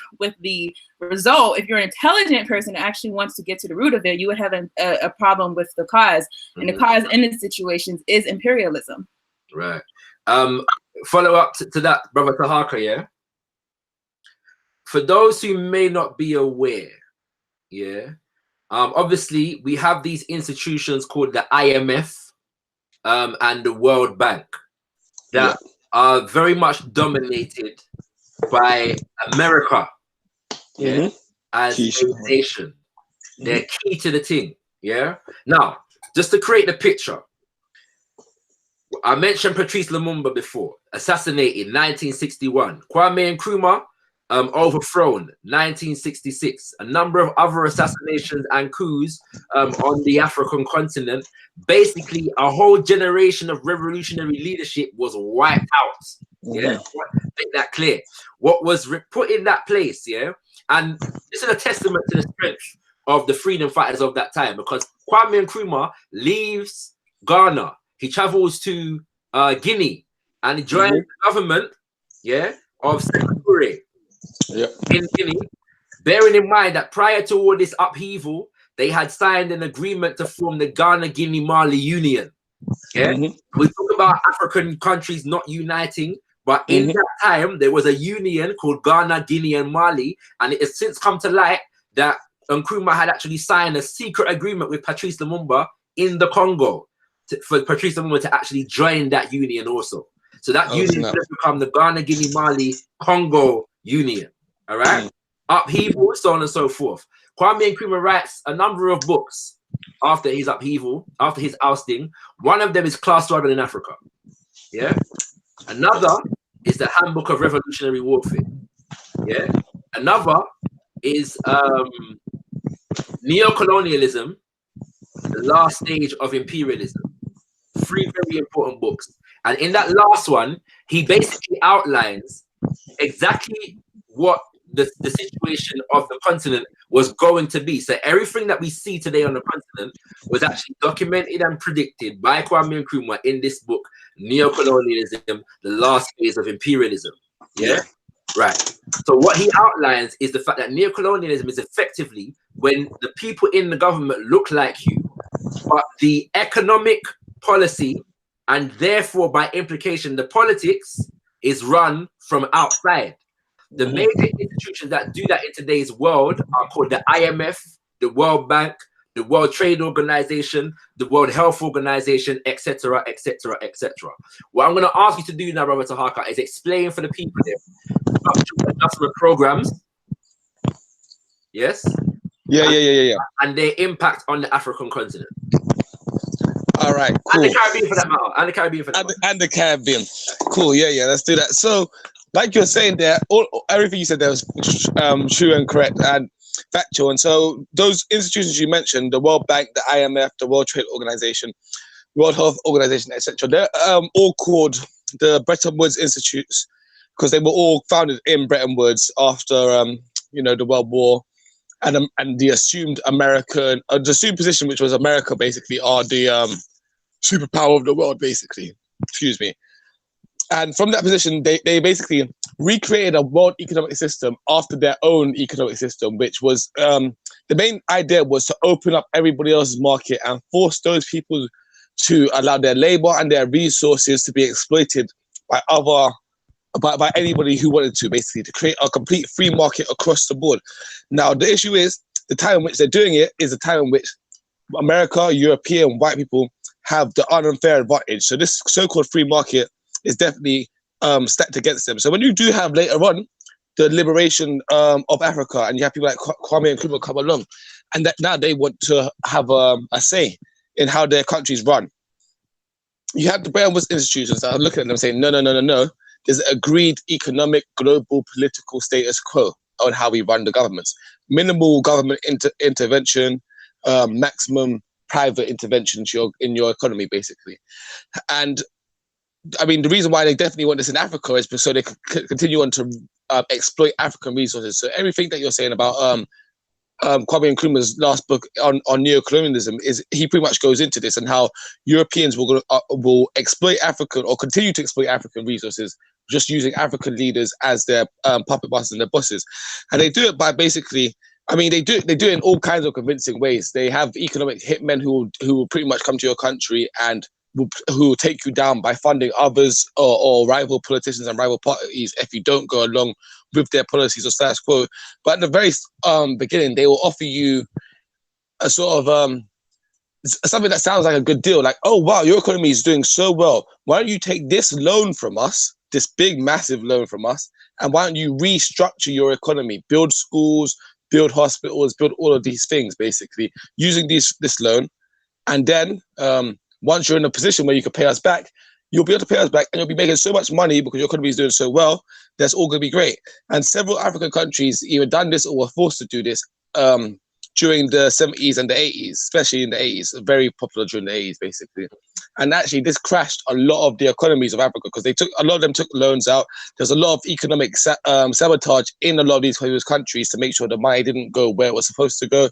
The money wasn't spent on the schools it was supposed to be spent on, the roads weren't built, all of these kinds of things. So you have a huge, it's like taking out a loan and then not spending it on what you were supposed to spend it on. So now you have a big debt and you still don't have what you said you were supposed to have. And that's what happened in a lot of these African countries, which led to, and then what the IMF and the World Bank would then go and do and says, you have to make these debt payments. What can you do? Actually, here's what you do. Sell off your key assets. Sell off, like, don't try and industrialize. It's going to be too expensive for you. You can't do it. Sell off your key assets to private companies who can industrialize for you. Yeah. And so there's a heavy pressure put onto African countries now. And that's why when you look at Africa across the board today, everyone says it, oh, the resources, Africa's such a rich country. Well, I mean, the World Trade Organization pretty much sets the rates at which Africans are allowed to trade their products. Because for raw products, the World Trade Organization tells you what they're worth. For manufactured goods, you're allowed to tell the world what it's worth. So if I sell my cocoa to you, the World Trade Organization tells me how much my cocoa is worth. If you sell me a chocolate bar, which has like 3% cocoa in it, you could tell me what that's worth. And a lot of Africans are buying the manufactured chocolate bar, despite the fact that they have the cocoa, because they can't build up the plants and the industries, because the World Bank and the World Trade Organization will not allow them to do it. And like you say, when you have people like Kwame Nkrumah who go against these institutions, you know, funding rivals and funding propaganda against you is the main key step they take. So sorry if I went a bit long there. No problem, bro. I want people to get that information. The reason why I asked that question is because I want people to understand what has happened. Yeah. After the almost every African nation after independence experienced some kind of a civil war. Yeah, almost. I'm saying this because people are making some very flippant statements, yeah, and it incenses me because I have an understanding of things that have taken place on the continent. When people say things like, why don't they go fight for themselves, yeah, and these kinds of things. What are the Africans doing for themselves? The ignorance in the statement, what you reveal is just your lack of knowledge and information. And so I'm asking the panel these questions so just to identify these things, kings and queens, yeah. Right, we have to look. So if you're dealing with a nation that is still coming out of and dealing with the trauma of a civil war, there is going to be destabilization. Ask yourself then, why when you go there, they don't have a red carpet ready to roll out for you because you're an African coming home from the diaspora, when they're still recovering from a civil war that happened just 10, 20, maybe 30 years ago. Come on now. How long did it take America to recover from its civil war? Yeah, and so we want to get to the point now. And but by the way, I'm gonna say a couple things here, and then we're gonna move on to what's happening in the Pan-African world today, and hopefully open up the lines. So one of the things that we need to look at, because this is now the question of what has happened in Pan-Africanism for the last 50 years. When has who's reaching out, yeah, to the Africans in the diaspora, Black Americans in particular. And I want to say and make it clear, first and foremost, that a man by the name of Julius Nyerere in 1974 hosted, this is now president of Tanzania, yeah, he hosted the 6th Pan-African Congress, and he invited the Black world to attend the conference, and many people did in 1974, including many Africans from the UK. Yeah, there was an organization called the Black United Front, and many of its members traveled to Tanzania in 1974 for this particular conference. And as a result of that, yeah, he brought, what he was trying to do was keep the Pan-African agenda alive. This is like in the 1970s now, after a lot of the upheavals had already taken place.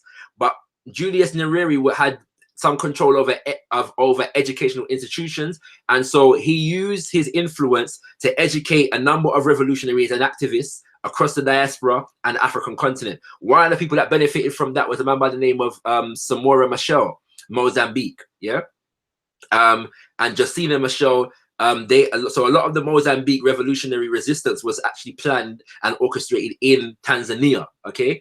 But the Black United Front went to Tanzania. They came back. There was a split in the organization because some were socialists and some were nationalists.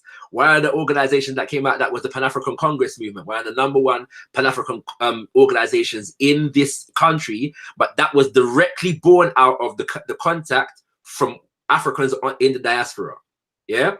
Another thing that I want to mention is Maurice Bishop in Grenada, yeah, revolution 1979 to 1983. And there is footage and of him speaking at Hunter College, yeah, in 1983, months before he was assassinated, yeah.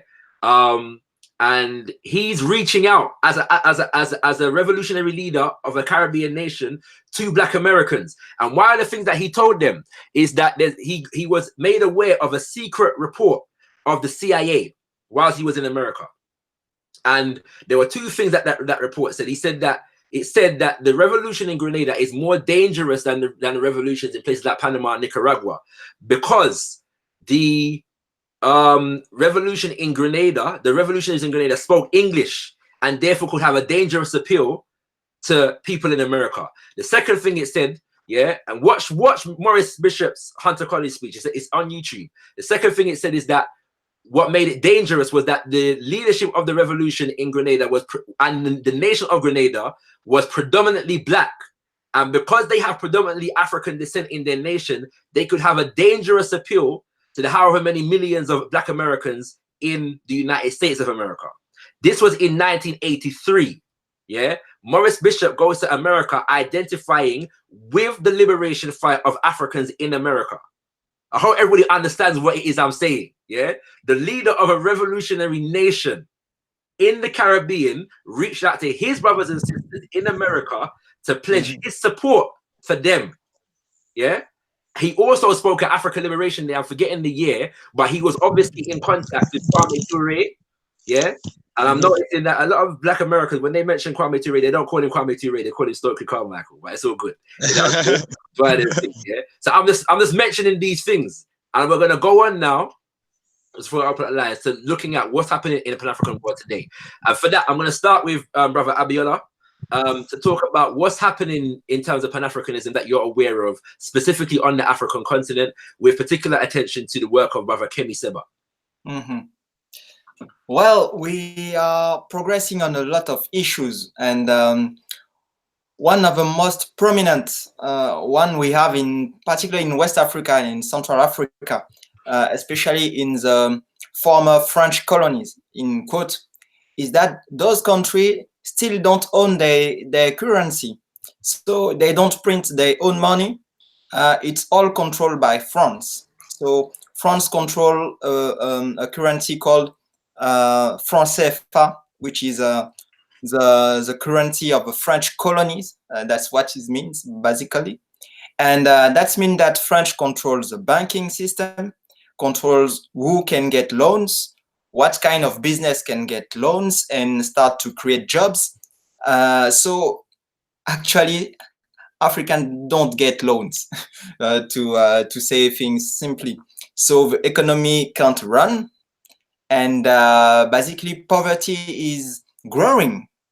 Even if you can see some magazines speaking about African growth rates, etc., it's all bullshit, basically.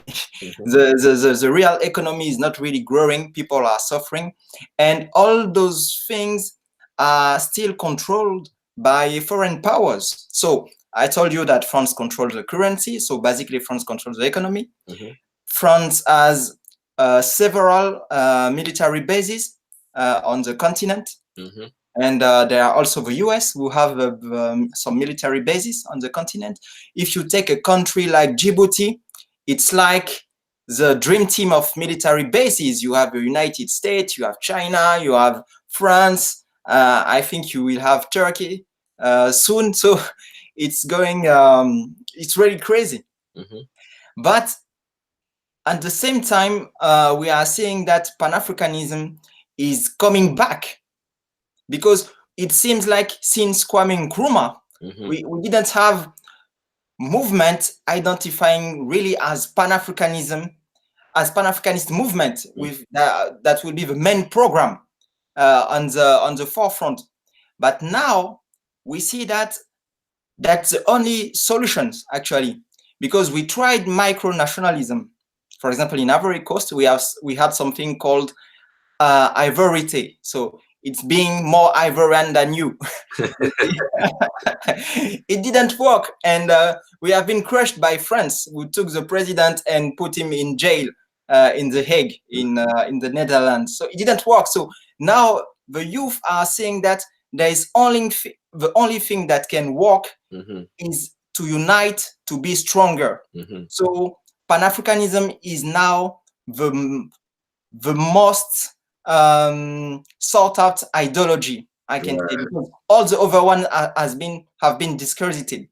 So I will just say a few words about Brother Kemi Seba, which I think is the most known activist in the French-speaking countries, and it's a brother who used to live in France, and we came back on the continent and have really been able to put some light on several key issues.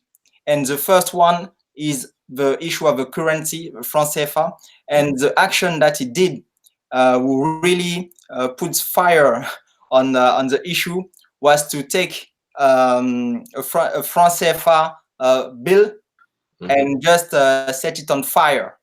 And it got expelled from Senegal because of that.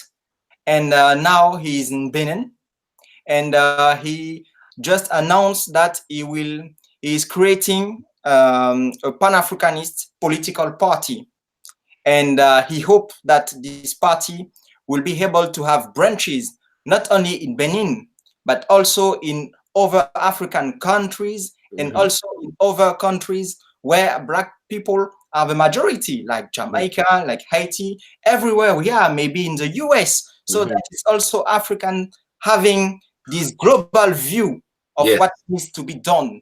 And what we are seeing right now on the continent is people really starting to get this understanding, because one thing we have to understand is that the education system is still a colonial system. So when we see people coming from Africa and go to America, and we don't know what are the struggle that the brothers and sisters in America have been confronted with, it's because they are still in colonial times. And we have to understand that. They have not been taught that, actually. And I think the struggle will be intensifying in the next years. And links, we have to be really attentive. Links are being built between countries in Africa, between Africa and Europe, between Europe and the Caribbean, between the Caribbean and the US, and the network is densifying. We have this view that Pan-Afrikanism has failed, Pan-Afrikanism is taking too long, but we have big problems. So we can solve them in 1 year, yes, sir. or even in 1 decade. Yes, But sir. we are making progress. So that's what I'm saying. Yes, sir. Thank you for that, bro. And there's so much more to be said there. I'm gonna come to Sister African Esquire, then brother Omowale. Then we're gonna try and get some interaction. Sister, just give our listeners an idea. Cause I know you're somebody who tries to keep an eye on the Pan-African world, and you're aware of various different resistance movements. Yeah, let's give our viewers an idea of some of the things that you're aware of that are happening in the Pan-African world. And just to clarify, we're at the moment, we're addressing the idea that nothing ain't going on for Pan-Africanism right about now. There's no movement, nobody's not doing anything, Africans are not fighting for themselves, the African diaspora is not linking up. These are things that people are saying, yeah, coming out of the ADOS narrative. So we want to address that very, very, very vociferously. So go ahead, my sister. Well, I was aware of Kemi Seba. I wasn't so familiar with them because a lot of the sources that I try to look up obviously are in French language, yes. So that's a barrier. However, I was aware that he is coming out against this CFA franc, and that's something I've been very critical of. The fact that currency still exists in 2019, where it was supposed to be a pro-human rights environment, you know, it's still crazy to me. But obviously, you know, Julius Malema, I mentioned him earlier with the EFF. He's making a very strong stance for the confiscation of lands. And, you know, whether or not you're socialist or not, I think we all agree that the lands that are taken from the South African people and were given to Europeans should not be in the hands of Europeans. It's ridiculous that, you know, I forget the exact numbers, but some crazy, you know, small proportion, I believe like 10% of the population owns something like 80% of the land in South Africa, which is crazy, especially when you look at the conditions of African people being so congested inside of certain parts of South Africa, and they don't even have access to the land that is theirs. So, you know, those are two movements that I've been eyeing. I also know of a lot of movements in Togo against the dictatorship there. Africans Rising is an organization that we've been collaborating with. FAL has been collaborating with to try to bring just to try to bring people to be aware of what's going on over there as far as the people, their struggle. But it's good to see that, you know, we have some leaders, and, you know, it's funny, like, you know, you can't say Pan-Afrikanism is dead.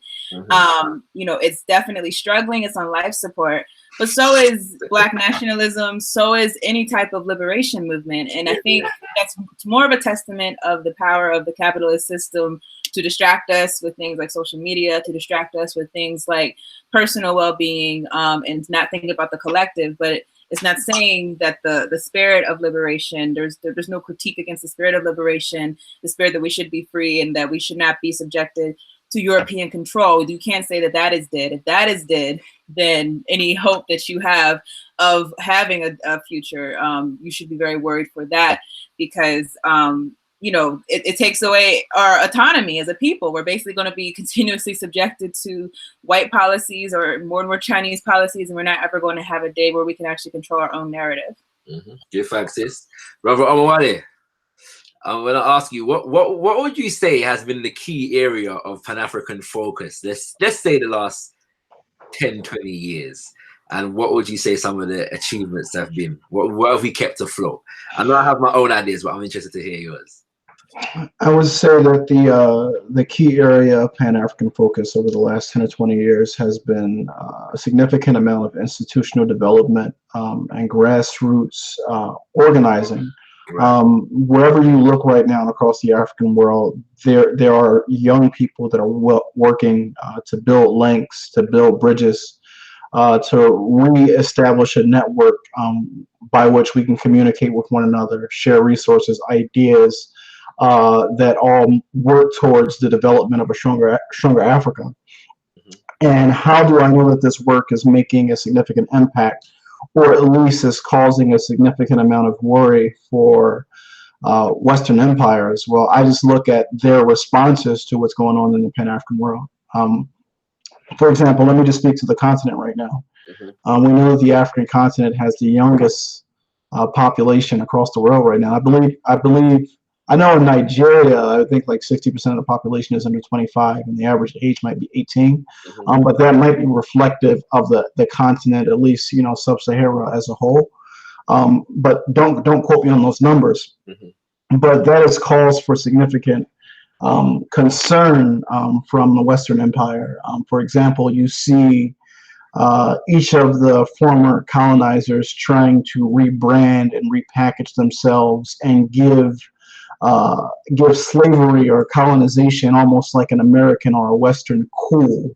You see, you know, with like the British, you know, marrying a Black American actress, or you see Macron, you know, coming to Nigeria and then going to the shrine where Fela Kuti used to be, or then you have Barack Obama, who has an entire gaggle of colonial celebrities, you know, at his call where he can, you know, just go to the continent and really captivate the minds of the young people that are on the ground trying to organize and build for Pan-African unity.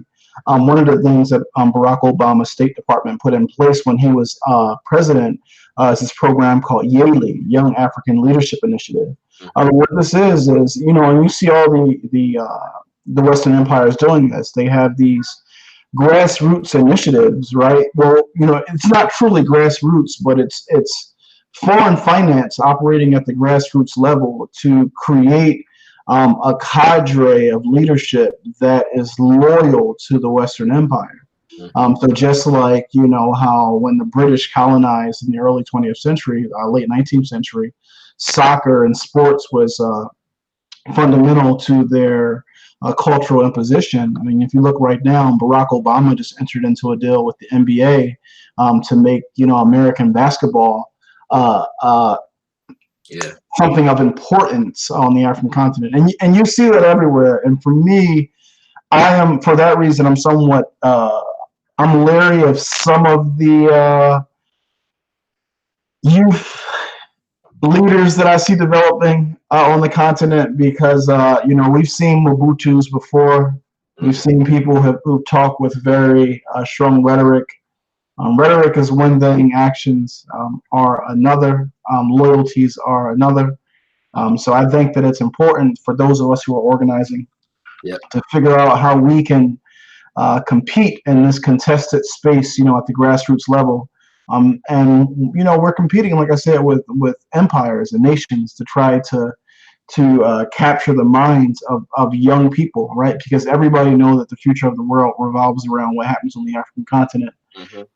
So everybody that has a stake in Africa is there now trying to basically capture the minds of the young people. So I think in that regard, Africa is probably the most exciting place in the world right now, because the future of the earth, you know, depends on it. So I think that all right, beautiful, beautiful. I'm gonna answer this question in a no, I'm gonna say a strange way, but it's not really strange. I'm gonna say that the key Pan-African achievement in the last 10-20 years has been the establishment and maintenance of African-centered schools.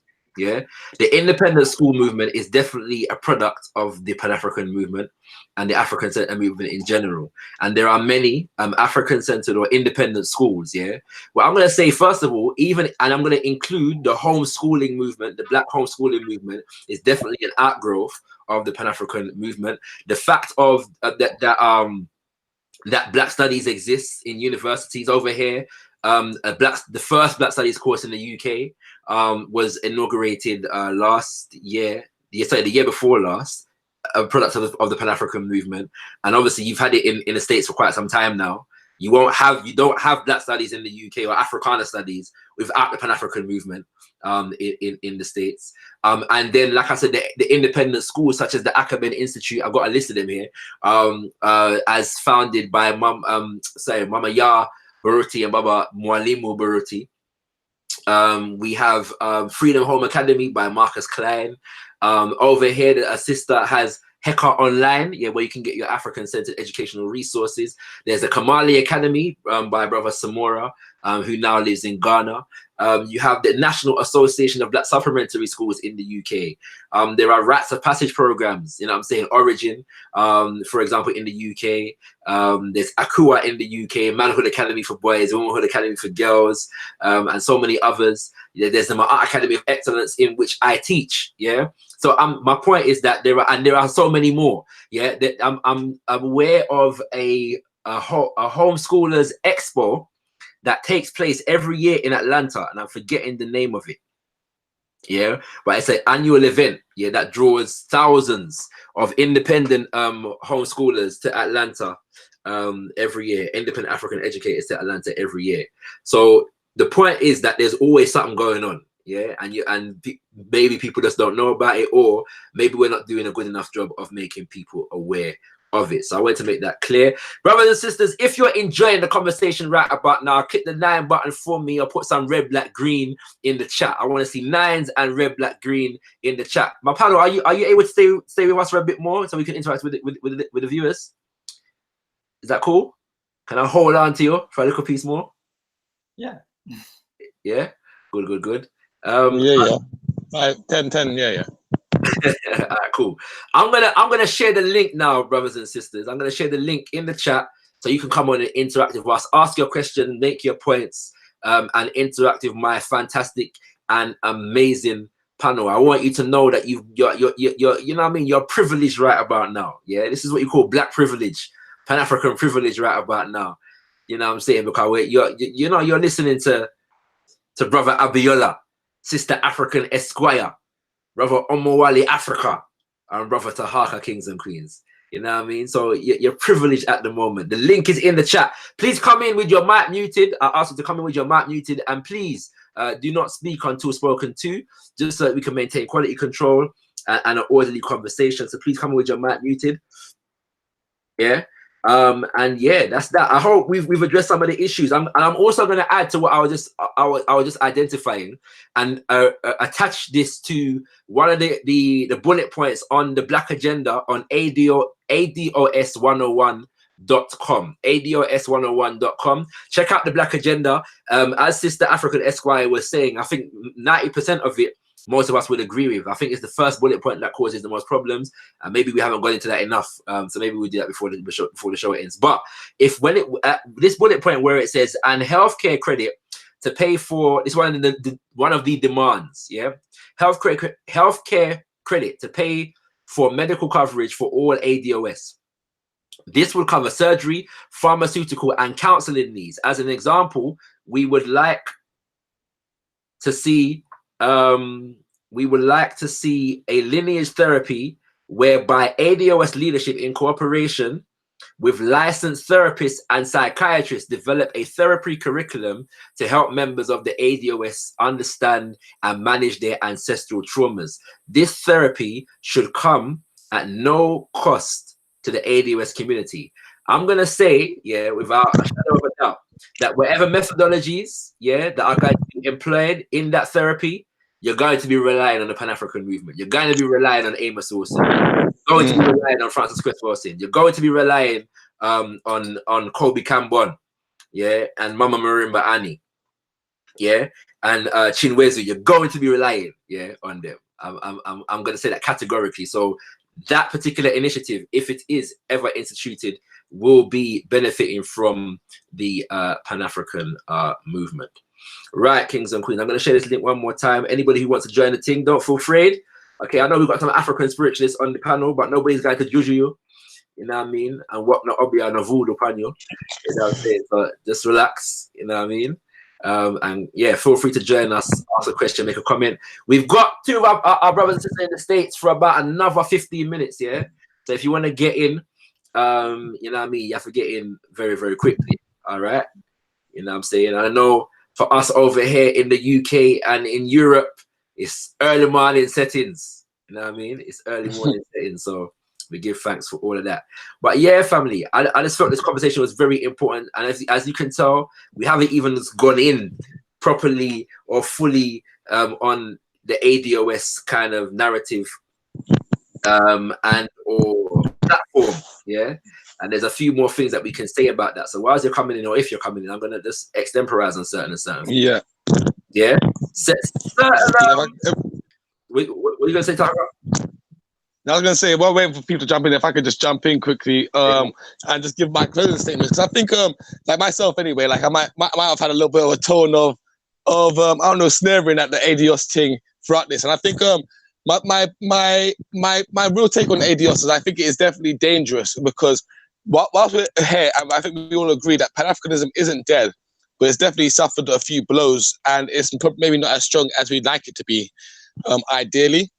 However, I think a massive issue is that Pan-Africanism isn't dead, and it won't die. And really, the only way it will die is really, in my belief, if Africans ourselves kill it.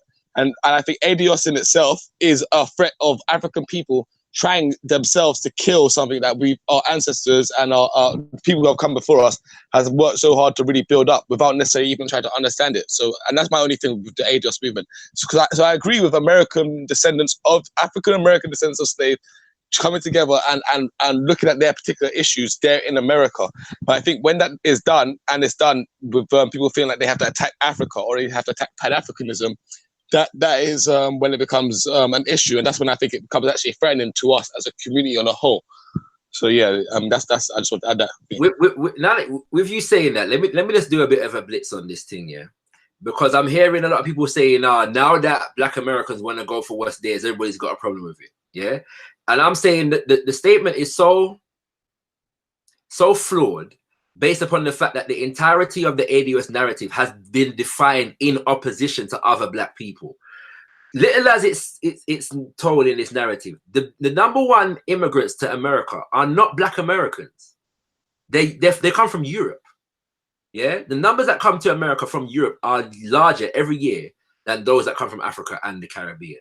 Yeah, and I'm just going to give you an example of what I'm talking about. So it's like they've defined this whole narrative about Black people coming to America and what the problems that it's causing for Black Americans. Yeah, and I'm going to just give this example, which is in the video, ADOS explained by its curators. Yeah, brother Antonio Moore, he's supposed to be now explaining ADOS platform in response to prominent Black democratic leaning figures in the media accusing them of being agents, wittingly or unwittingly, of the Russians.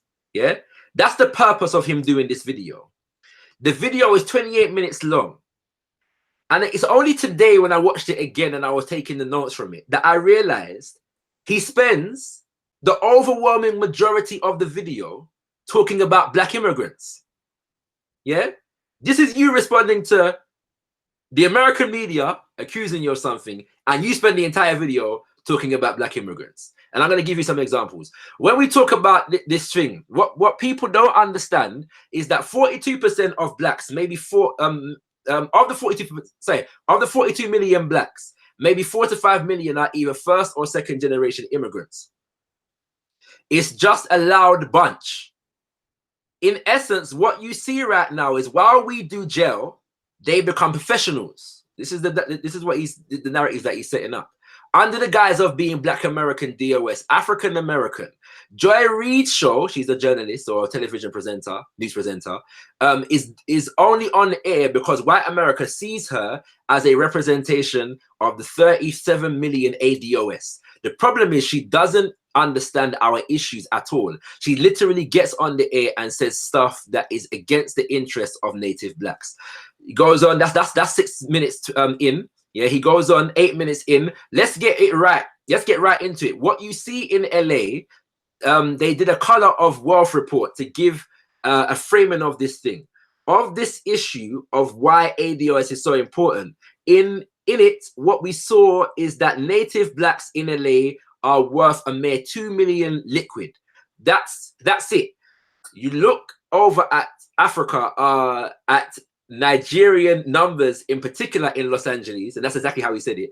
The middle Nigerian family in Los Angeles is worth 100,000 hard. And I think what we end up with fundamentally is not understanding who immigrates here, why they immigrate here, and how it's problematic to see them in the same box as of blackness as somebody like myself who grew up with single parent, 16-year-old parents who have multiple generations of costs that come from American slavery. Yeah, for those people that say, well, the Caribbean had DOS as well, I respect that, but I also respect that Haiti was colonized by the French and Jamaica by England. I respect that the fact that those debts are owed by those countries that oppress those people, and if anything is given to that group, I'm not going to step in the way of it. We got a problem here. We've got a problem. We've got a problem we have not dealt with, and the reality of how debts are paid, how legislation is brought, who's owed, and as a result, who's left standing on the outside. American DOS families are carrying the cost of this, yeah? And he goes on and he goes on and he goes on. I'm not going to read the whole thing. My only point is, if you've got a beef with the American government, why is the majority of your statement not against the American government and American society and American institutions? Why is the majority of the video explaining why ADOS is needed, talking about other black immigrants? This is a contradiction to me. It doesn't make any sense. Yeah, and once you define the ideology in opposition to other black people, why are you surprised when they respond in a particular kind of way? All of the points on the ADOS black agenda could have been made without characterizing Africans from the continent in that particular way, without characterizing Africans from the Caribbean in that particular way. None of them are reliant on that particular characterization of Africans from the continent. None of them are reliant on you questioning whether we should ask David Oyewale or Joy Reid whether their family were involved in the slave trade or not. None of them. It doesn't require it. So why are we doing that for? What is the purpose of this thing? Yeah? And you have to answer these questions. Why is so much of the narrative focused on black migrants who are 10% of the entire black population? Yeah. Now I'm gonna ask. I know you gotta go soon in about 10 minutes. Yeah, my brother and my sister. But let me ask you this: if the American government, let's say there's a presidential candidate coming for 2020, yeah, who's on the ADOS agenda, and reparations is going to be given to the black people in America. Let's say that the demarcation, yeah, as I read this one more thing, one more thing. Right now, if we did not institute ADOS, American DOS, as a delineation, you could have Nigerians receiving reparations when they have no damage from America. You could have Caribbeans from Haiti and Jamaica receiving reparations, and they literally have no damages from America from what reparations is repairing, which is slavery and peonage, Jim Crow period. People will say, what about Marcus Garvey? What about Stokely Carmichael and Harry Belafonte? These are singular people. Go study immigration and go see when the boom happened. It still isn't. Now, this is what he said, you know, it still isn't even a massive group. He's saying that the black migrants are still not even a massive group. So why are you making it a massive issue? Yeah. But the people you're talking were trickles of people, and those people essentially binded in around the Jim Crow period and actually joined the black struggle. That's not what's going on today. I don't know how you quantify that's not what's going on today, but that's what he's saying. And if those individual small families can show damages, then I don't have a problem with those individual small families of Stokely Carmichael and Belafonte joining in at some level. Not the same degree as someone from the descendants of slavery, but people who just got here in the 1980s, you get nothing, and that's the way it should be. All right. So I'm gonna ask you, my brother and sister, if let's say they didn't draw the distinction, because that's the reason for drawing the delineation, you know, to just make it distinct from other black Americans. Yeah. If they didn't draw the delineation and the whole entirety of the 42 million black people in America got reparations, would it affect black Americans negatively? I do not think that it would impact Black Americans negatively. I think that the numbers of migrants that we have here are so minuscule. And also, here's the thing that really, this is not a well thought out movement. You know, if we're saying that this is reparations for slavery solely, okay, that's one thing. But if we're saying it's reparations for slavery, for Jim Crow, for mass incarceration, and even for the things that are still going on to this day, that's another. But let's just focus on the slavery piece, because this is what's going to perplex a lot of ADOS people, right? People who subscribe to ADOS ideology. If you focus on the slavery piece and you start the slave period in Black America, 1619, and you say it ends at 1863. Well, from that period of 1619 to 1776, that's about 157 years, right? That period would be reparations that we would have to sue for from the British. And I'm assuming we would have to sue for that along with the other British colonies. So our family in Jamaica, our family, you know, the British did have interests throughout the Caribbean, you know, Barbados, Trinidad, you know what I mean? So it doesn't make sense. So if we're going to sue for slavery reparations for the part that's actually American, that's about 87 years.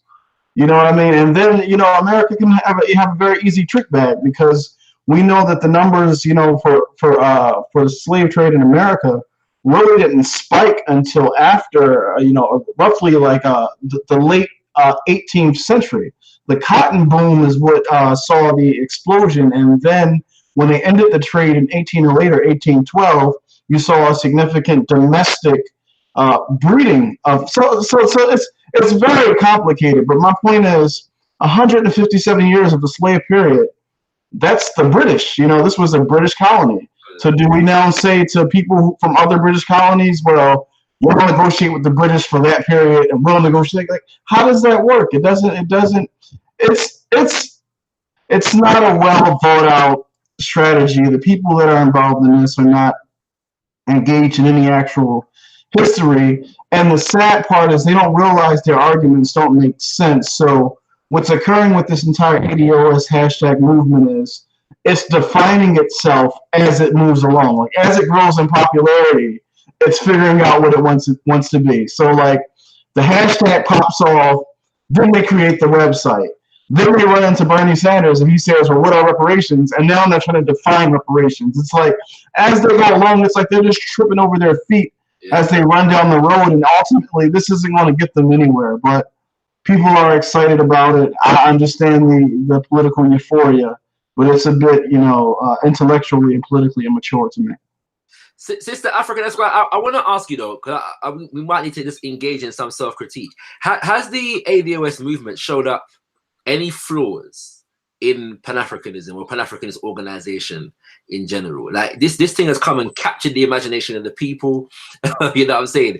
In a sense, it shows that you don't even need to demonstrate success. You just need to demonstrate popularity for people to back you. But are there things that we as Pan-Africanists need to learn from how this agenda has swept up momentum and been able to characterize Pan-Africanism in such a way that people are following even their characterization of Pan-Africanism without even knowing about it or studying it at all?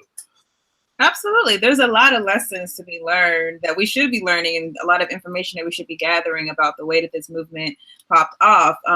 You know, one thing off the back is how are we going to define Pan-Africanists moving forward? Because as we've seen, people like Tariq Nasheed, and as you said, Search for Uhuru, Dinez, they have been saying they're Pan-Africanists. However, they come out and basically join the same anti-African rhetoric or some of the ideas that mischaracterize Pan-Africanism. Because if we're going to criticize Pan-Africanism from the view that African governments are not doing right by Africans in the diaspora, then you're completely disregarding the colonial aspect of those African governments, and you're completely disregarding the fact that those African leaders, more often than not, are puppets. I think it gives us a good opportunity in that regard. I've seen a lot of people say they're Pan-Africanists. I've seen a lot of conferences on the continent of Africa, different places in the diaspora saying they're Pan-Africanist conferences.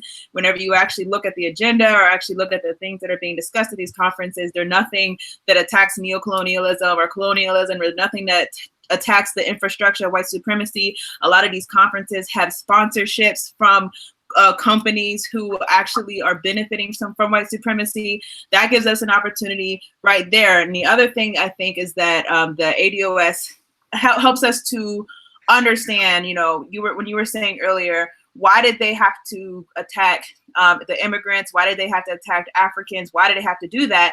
Honestly, if we're honest, I don't think it would have popped off the way it did without appealing to the sensibilities that some of us might feel, because this is not something that came out of nowhere.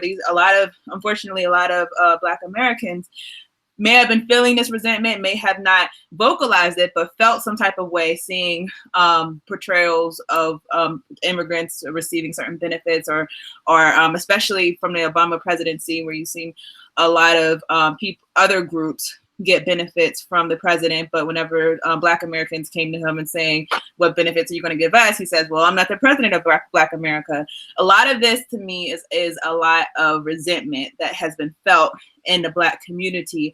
And we've basically been allowing our resentment and our prejudices to drive us into this #/movement. So I think, you know, without the anti-immigrant rhetoric, without the appealing to the sensibilities of people who have been wronged, without that, it would not have done what it has done, because we know reparations is not something new. We know that in America in particular, people have been fighting for reparations for decades and decades and decades, centuries. I mean, it's nothing new. The only new thing is the package, and we see it's a package that basically tells Black people you're special. You don't have to wait in line behind that Nigerian who is doing better than his family is doing better than you. You don't have to be second to him. And so that's why I think that that's something I think we can learn from that, and that we have to learn that organizing in the future, we have to appeal to our sensibilities. We have to actually organize in such a way that we're appealing to something that's bigger than just the ideology of Pan-Afrikanism, but appealing to the fact that all of us have been wronged in some way by this system. How do we get people on fire for the fact that we are being exploited? Sure. So that's something to explore. We know, it's happened in the past, with Marcus Garvey at a time where no one was talking about Africa on the mainstream, came out and said, let's go back to Africa. And he was able to arouse the sentiment of a lot of people who never thought about Africa to think, well, why don't we have our own nation? Why isn't the Black man in control of his own country? Why doesn't the Black man have somewhere to go that is his? We know that Malcolm was able to do it by talking about self-defense. People who historically have been taught to take abuse were now thinking about, I think I should have the same right to self-defense that other people do. So in the same way that we have these times where we can arouse the sentiments of the people, Pan-African is now, we have to think in a way that how do we arouse our communities? How do we arouse the diaspora? How do we trigger them, to actually identify our oppressor and actually do some type of actionable thing to end this oppression? So that's something I think that we should be exploring. Definitely, right. My brother and my sister, I know you do have to depart, so feel free to do that now. There is a caller, and there is somebody joining the panel, so I'm gonna come to you in a second, my brother or my sister. And so yeah, if you got a part, then feel free to do so. Yeah, I just want to say, brother Shaka, my brother's from the UK. I'm from France. I just appreciate y'all having us on tonight to build. This was definitely a good conversation. I look forward to continuing to engage this conversation, but also continuing to engage our brothers and sisters in the ADOS movement, in hopes that their new political excitement can be transitioned or transformed into actual true political deep study and actually getting a real understanding of what Pan-African is all about. And I'm getting them involved in the actual work of being about Pan-African sovereignty. Yes. Thanks for having me on today. It's very exciting to see different people from different places in the diaspora come together on one platform. So thank you very much. Definitely. And I look forward to having you again. And anytime you need me, holla. Yeah. I will. What's up? Thank you very much, brother and sister. All right, peace. Kings and Queens, that was brother Omowale, sister African Esquire from the Federal African Liberation Movement, the Federation of African Liberation, sorry, and Afrocentricity International, Kings and Queens. And yeah, powerful brother and sister in our community. Right, we've got somebody joining us on the line. Feel free to unmute your mic and make your comment or ask your question. I'm gonna go for another 10 minutes, yeah. So whoever this is, I ain't got your name, but hold on there. Let me see if I can get a name up here. Right, Rob, you're live. So yeah, speak now, forever hold your peace. All right. Right, Rob's not on it, fam. So, yeah. Yeah, I'll just jump in there quickly while we wait for Rob to come back or not. Okay, I see unmuting there. Some action, yo. Can you hear me? Best, Rob. Yeah. All right, I just want to say I appreciate this platform and things you do for the Pan-Afrikanist movement. And I'm a black kid from Chicago. All right. And my question is, what do you guys think about what Akon is doing with the whole Light in Africa movement and China being one of his biggest sponsors? Like, does that cause for skepticism? And yeah. Anybody want to answer that? I'll jump in. I think, yeah, definitely. I think anything, like when we first saw it, I think everyone was excited. And I was like, yeah, Akon's doing this for Africa. And then when later on we saw Chinese, I think definitely whenever anybody does anything, being a little bit skeptical is healthy. Asking questions, looking into it deeply and understanding what's happening. But at the same time, I think always being against stuff that is an issue. And I think that's part of what we're seeing. I think even with some of this ADOS movement, sometimes it sets itself up as being against things rather than telling us exactly what it's for. So we could be against Akon and China's interference in Africa all we want. But one thing we have to do at some point is actually say, when are we going to have an input into Africa and these types of things? So Akon doesn't have to go to Chinese investors. Because there's no reason why every American couldn't put $1 each together and have, I don't know how many African Americans there are in America, but I'm pretty sure there's a lot of you. So you could have millions, basically. If every African American put $1 together, and you could have done a similar thing where you set up a solar energy company somewhere in one small village in Africa somewhere, and that alone is the beginning of, becoming a power company in its own right. Do you know what I mean? And now you own a co-op, from African American co-op, which controls energy and energy pricings in Africa. So there's a lot of things that we could do, but I think sometimes we look at what other people do, then we criticize them, like, oh, look, they're doing it with the Chinese. Oh, look, they're doing it with these. And like, the only reason why the Chinese are only going to be able to take over Africa is if we stand aside and look and criticize rather than we start doing. And just to link this to the ADOS thing, it's kind of like the whole thing about what the ADOS people were asking for. Like, no one would disagree with that in terms of African people, what ShakaRa was talking about, in terms of African peoples having right to psychological help and to therapy and all these types of things that African Americans might need as a result of coming through slavery. But really and truly, would you ask the government for that, to give you that as reparations? Why would you not set up those courses within your own community and then go to the government and say, yo, you guys should be funding this? Why, like, we shouldn't be waiting to have outside community forces do stuff. We should create the structures ourselves, and if we need to get funding from outside communities, go to them on that basis and just say, no, we don't need your ideas, we don't need your input, just give us the funds. Do you know what I mean? We've already got it. So food, this is our plan, this is what we're doing. So I think that would that is the one way to go about it. And yeah, sorry. Did you want to answer some of that, Brother Abiola? Yeah, the only thing I wanted to ask is to add is that I don't have any issue with Akon doing some work in Africa, and if he's funded by China's investment, well, my main question is, what are African governments doing? Because building power grid is not shouldn't be the job of a job for Akon or for any artist or any individual businessman. It is a government job. Yes. And governments in Africa are failing.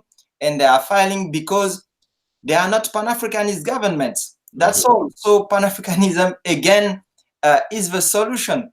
If we have governments who are being propped by foreign powers, that's what they do. They do nothing. And individuals have to step up. And we know that individual can't be the final solution, but it's a first step.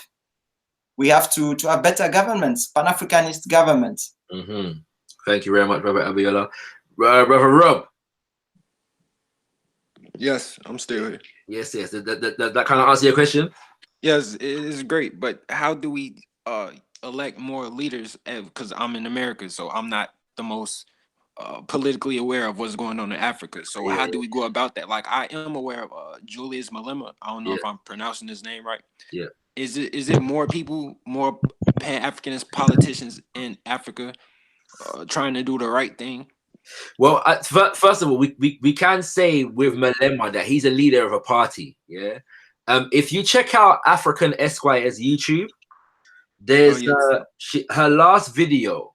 Yeah, I watched it. You watched it, so you get a flavor, of the reach, of his movement in South Africa. At the end of the day, there are very strong political interests in South Africa that are fighting against the ascendancy of the EFF, the Economic Freedom Fighters. And so I believe that one of the things that Malema is trying to do is galvanize more than just South Africa around what he's trying to do in order to have a power base beyond the borders of South Africa. You see what I'm saying? So there's a lot of support for what is going on in South Africa, in Zimbabwe, for example, and vice versa. And those linkages are going to facilitate more. We spoke about Kemi Seba earlier. Obviously, in him trying to get rid of the French currency in West Africa, he's directly challenging the governments, in so-called French-speaking West Africa, And so, but because that issue kind of affects so many different nations, it's an issue that can galvanize quite a large section of the African continent. And so, I think what Brother Abiola was saying before is that if we go beyond these stupid colonial borders and look for power bases beyond those national boundaries, that's where we're going to find the power. The more we stay locked into these confines, it's not going to happen. You know what I'm saying? So the answer to your question is yes. I've even heard that there are youth in Tanzania that are trying to revive some of the work and the philosophy of their first president, Julius Nyerere. So there is stuff going on. Obviously, we're not going to hear about it wholly because they're not going to the US is still trying to institute AFRICOM on the African continent. So revolutionary Africans is not something that they're going to want to broadcast. You want to say something, Sky? Yeah, I just want to jump in there, just to add on to what you're saying, and for what the brother's question was, like for what Americans could do. I think we have to look at what other groups are doing in terms of these things. Like, you won't necessarily get a direct vote on Malema becoming president of South Africa or not. But what you definitely can do, and what other groups and communities do, is they take active roles in lobbying other countries, other governments. And so in America, I know you guys have things like super PACs and all this sort of stuff to fund presidential campaigns for people who are going to run in America. But have you guys ever thought about possibly putting together have you know about APAC, right? The American Israeli lobbying group, right? And they pretty much control a lot of American policy, and this is the Jewish community basically lobbying Israel, basically living in America and having a say in American government. So what we can have is African Americans maybe not living in South Africa, but actually having funds and funding lobbyists and groups to back candidates who are going to be helpful for African Americans and African Caribbean people and all the different types of Africans there are. So if we got together, we actually start identifying those key leaders in Africa, and we say, okay, we're going to support his campaign, or we're going to indirectly support his campaign by supporting a campaign without necessarily mentioning his name, but mentioning all of his policies, and all these different tactics that are used by big political lobby groups to actually empower those people involved. Because really, whilst Malema, we all here saying we support Malema and we love what he's doing, but Malema's running uphill, and his enemies have people like the Guptas and these huge billionaires and millionaires behind them who are putting big backing into the and corruption really to make sure Malema doesn't get up his way. So if you want to see African leaders on the continent do well, we have to start supporting them both, not just with our words and our voices, but with our actions as well. All right, I've got Witness on the line. I'm gonna Rob, feel free to stay on the line, yeah. I'm gonna go to Brother Witness in a sec. I'm gonna just add to that though quickly that why are the things that would have been beautiful if those who are the brains behind ABOS, if they linked what they're trying to get to an international issue, that would have been beautiful. So for example, the money that the US government has allocated for Africa, yeah, redistribute that towards Black communities in America. That would have been a beautiful thing to see. Yeah, you know what I'm saying? The money that the US government has fastening with people in Haiti, for example, send that to Flint, Michigan. Yeah, you know what I'm saying? For example, you know what I mean? That to me would have been a beautiful thing to be on the platform, and it would have been beautiful because it wouldn't have characterized Black immigrants as the primary barrier to Black Americans accessing what is due to them from the American establishment. Rob, stay on the line. Witness. Hello. Yeah, right. You're joining us at these late hours, bro. Yes, I was distracted watching some documentary on UFOs, and then I found you were still up and running, and thought I need to come on and talk to you guys. All right, yeah. We're gonna lock off soon, so you came at the right. I don't want to waste any more of your time. I was just curious, this whole ADOS thing. Yes. And people talk about Pan-Afrikanism. I'm curious, is there a reason why? I mean, sure, you're American descendants of slaves. Is there a reason why you're not uniting with the other Blacks of the Americas? Because I'm thinking people are always talking about, you know, trying to link up with Africans across the ocean in the continent of Africa. Wouldn't it be a lot easier to unite with all the Black people, say, in Panama, Costa Rica, Grenada, Brazil, try and find out which organizations are there, unite as one in the Americas, and then cross the ocean? Because you've got Black people there who are also catching hell. All right, so our guest panelists, yeah, who are from the States have actually departed, but I will defer that to Brother Rob if he has an answer for it. Me personally, my answer is just a bunch of ignorant people doing things for attention. They doing it because it's cool, not because they are politically aware of what's going on. Okay. The biggest problem I think in America is what he speaks to. It's no unity, it's no organization, and there's no structure in America. People like to fake care about things, and people do things for the look and nothing of real substance. So the whole Tangibles 2020 thing, it's not even, I don't even consider it a movement. I consider it a hashtag. And that's really what it is. And that's the thing. People just really don't care. And a lot of Americans, they only think about American and the American struggle, but they don't realize that it's a global power structure of white supremacy that exists around the world. So people it's because of ignorance, basically. Yeah, I'm gonna say on my in my videos, a few videos down, on the 21st of February, I published a video in which I'm dictating the platform of the Organization of Afro-American Unity, which Omowale Malcolm X was in the process of establishing before he was assassinated. And this is actually the platform that he was actually scheduled to deliver on the day that he was assassinated. And in that, he outlines exactly what you just said, Witness, in terms of, and there's an interview as well, where he talks about the fact that when he talks about Afro-Americans, he's not just referring to the Africans in America, he's referring to the Africans throughout the Americas, and even many of the Africans in Europe, because a lot of those were descendants of enslaved Africans from the Americas. So we're talking about people from the French and English-speaking colonies in the Caribbean, yeah, and South and Central America. He's defining everybody as African American, and so that was the plan, to unify, you know, throughout the Americas, the African experience. So that suggestion and that movement is very well established within the Black American liberation fight, so to speak, or the liberation fight as expressed with Black Americans. It's just that this particular formation has decided to do it another way.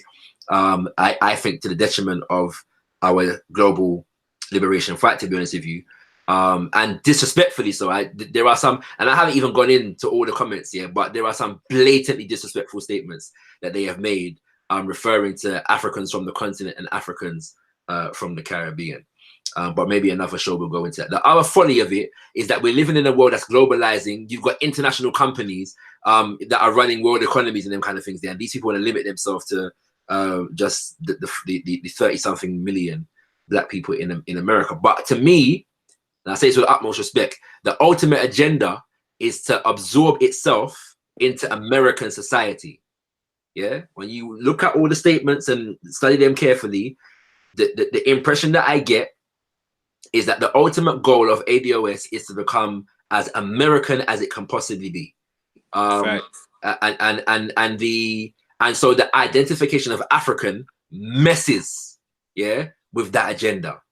Yeah, because you can't identify as African and absorb yourself into American society and receive all the benefits and act at the top levels of the society in the way that you might like.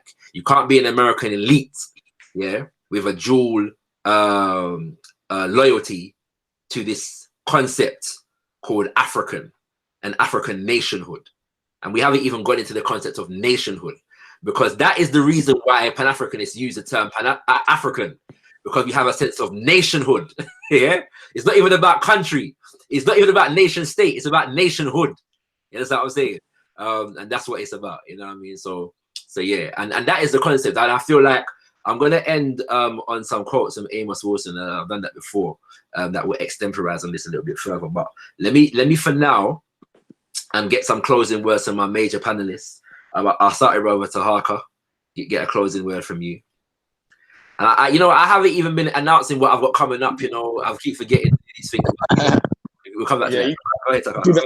Do some of that promotion, man. Make sure you get it done. But yeah, just a big up to you for hosting this show. Obviously, you've been talking to me about doing this ADOS response for a little while, and I see you come fully researched and full with the details on it. And I think a lot of people who don't know what ADOS is, who will watch this back and definitely get a clear idea of what the movement is, the history of behind it, and actually why it's important, why for us as Pan-Africans and beyond to have a response to it. Sorry, and to actually not say, like you say, not to attack them, not to look down on them or be snaring or anything like that, but just to say, yeah, there is a history here, and actually it might be better for us as two groups to work together than to set our faces against each other, which seems to have been how things started off. So yeah, big up to you. And also, it's always amazing to have to link up with my brothers from America.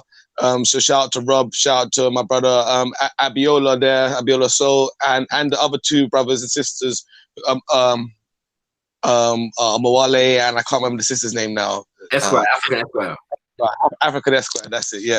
And hopefully I'll be able to check out their channels. And everybody here, if you haven't had a chance yet, check out their channels. Maybe we'll be able to post some links later on in the comments for everyone to be able to go and check out what everyone's channel is. And so we can actually create a network of online media commentators who are Pan-Africanists, so we can all keep aware of what's going on in the different spheres. Because, I think Abiola in particular, I'd love to know what's going on in a lot of the French-speaking countries. So that's definitely something big that we have to work on. So yeah, big up to you and big up to the panel. Definitely. Closing words, Abiola. Yeah, I've been very happy to have this conversation and to talk to my brothers and sisters. What I wanted to say as a closing word is that what I see going on with this ADOS thing reminds me of the rebirth of political Zionism. You see, if you look at the situation of the Jews, of the Jewish people in Europe at the 19th century, there were French Jews, German Jews, British Jews, and actually a lot of them didn't want to be Jews, actually. They wanted to be French, they wanted to be German, they wanted to be Austrian, whatever, but not Jews. So the people who thought that it was a good idea to have a country called Israel, they were in a tiny minority. They fought like crazy. They were seen as crazy. But ultimately, they were right, because the people who stayed in Germany, the people who stay in France, the people who stay in Austria were murdered. at the end, because they didn't have a power base. They didn't have a land. So we can be French or African French or French African, American, ADOS, I don't know. But if we don't have a power base, it means that we are building our house in the house of our neighbor or our enemy. I don't know, but I don't think it's possible. I don't think it's reasonable. Supporting the reparations movement. There is also a reparation movement here in France, because we are people from the French West Indies who are working on that issue, and it's important. But I'm convinced that until we have a strong African government somewhere, we can stand beyond that program. It won't be done because it's a balance of power. If I am the US government, I won't spend money to give reparations where I'm not obliged to. There is no credible threat to force me to do that. You see? And if Chinese people can go today and feel supported by the government, it's because they have that power base. So ultimately, I'm very confident that Pan-Afrikanism is the only solution, and that it will survive to this hashtag as it survived to a lot more powerful threats. Yes, sir. Yes, sir. Yes, sir. Give thanks, brother Abiola, brother Taharqa, sister African Esquire, brother Omowale. It's been a pleasure. As I said at the beginning of the show, what was even more important to me than the subject matter was actually convening an international panel of Pan-Africanists. I don't think it's something that people see enough.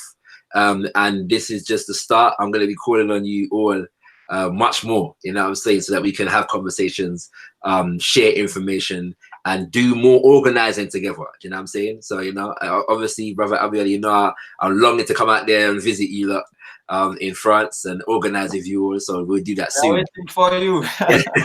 We look forward to it. So that's going to happen soon. What I've got coming up, kings and queens, and I've kind of stayed away from dealing with a couple of issues because of these two things. One, next week, on the 6th of Wednesday, the 6th of March, I have the illustrious, the great, the fantastic, the amazing Baba Kwesi Pra, joining me. He's an African elder from Ghana living in South Africa, and he is a linguist.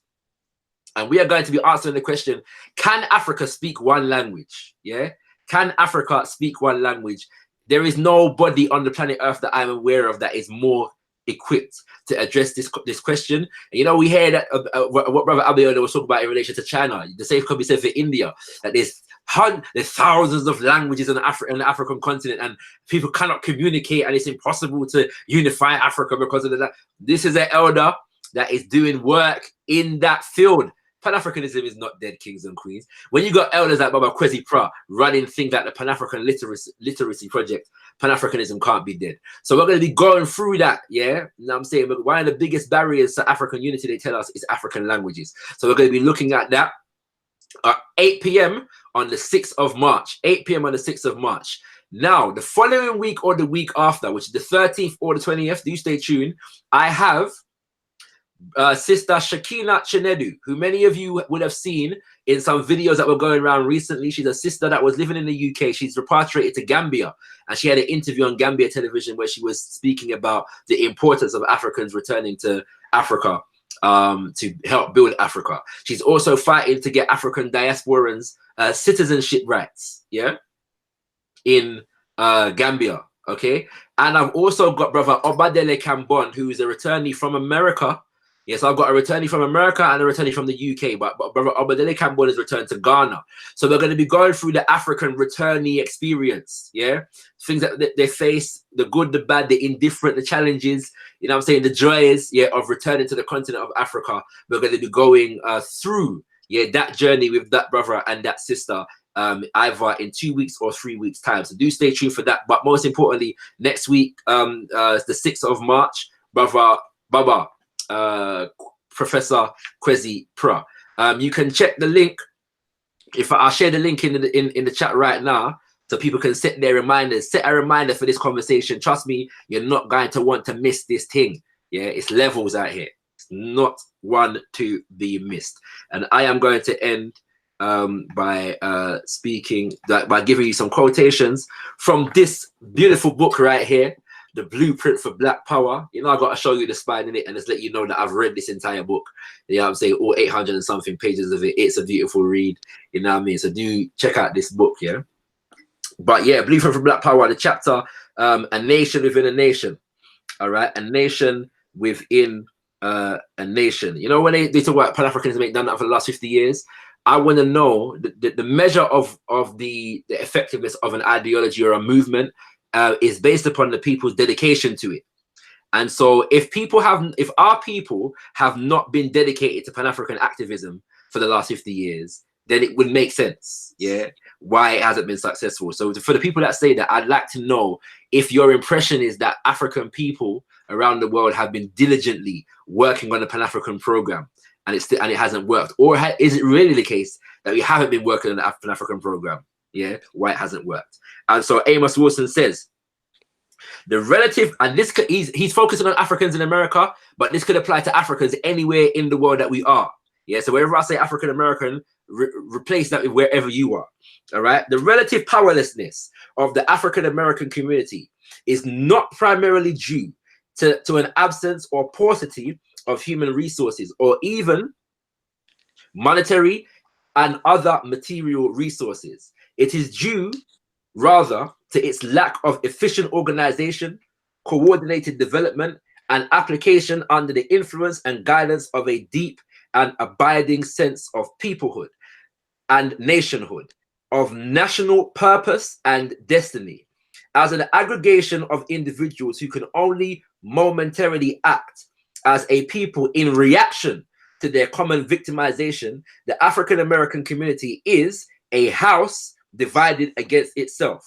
As such, it cannot withstand even relatively weakly organized economic, social, and political assaults by other white ethnic groups who easily overrun its territories and domains, let alone the far more powerful, organized, and coordinated assaults of its arch enemy, the white American nation. He goes on, while other analysts may with sound reasons point the finger of blame at racist structural dynamics and hegemony of the white American nation, they all but ignore the structural dynamics of African American community and its organizational vulnerability to racism. This is principally the result of their stimulus-bound and reactionary belief in the African American community is hopeless, dependent on white American community, is incapable of self-determination, and therefore must await favorable transformation of white racist attitudes, behaviors, and social structural dynamics before it can be rescued from its problems. Therefore, an inordinate amount of individual time and energy, as well as organizational skills, is utilized by this group of thinkers and activists, not to productively, socially, economically, and politically transform the African American community, but to vainly importune, cajole, or pressure the white community to change its ways. Meanwhile, the black community is left to fester and decay its potential to build a nation wasting away. Kings and queens, the biggest benefits, our biggest successes as African people in fighting oppression have come in the name of self-reliance, in the name of race first, in the name of African nationhood. In short, our biggest successes have come when there's been a strong nationalist Pan-African spirit that has been guiding our efforts. I hope you have enjoyed this conversation. I hope you've taken something from it. I hope it will facilitate more conversation in time to come. And do join me again in future for more ShakaRa Speaks, conversations in Pan-Afrikanism, African spirituality, Black nationalism, Black arts, Black culture, and so much more. Join me again, Hotep, Tendamwadi, Uncle Jasanev, African power for all African people.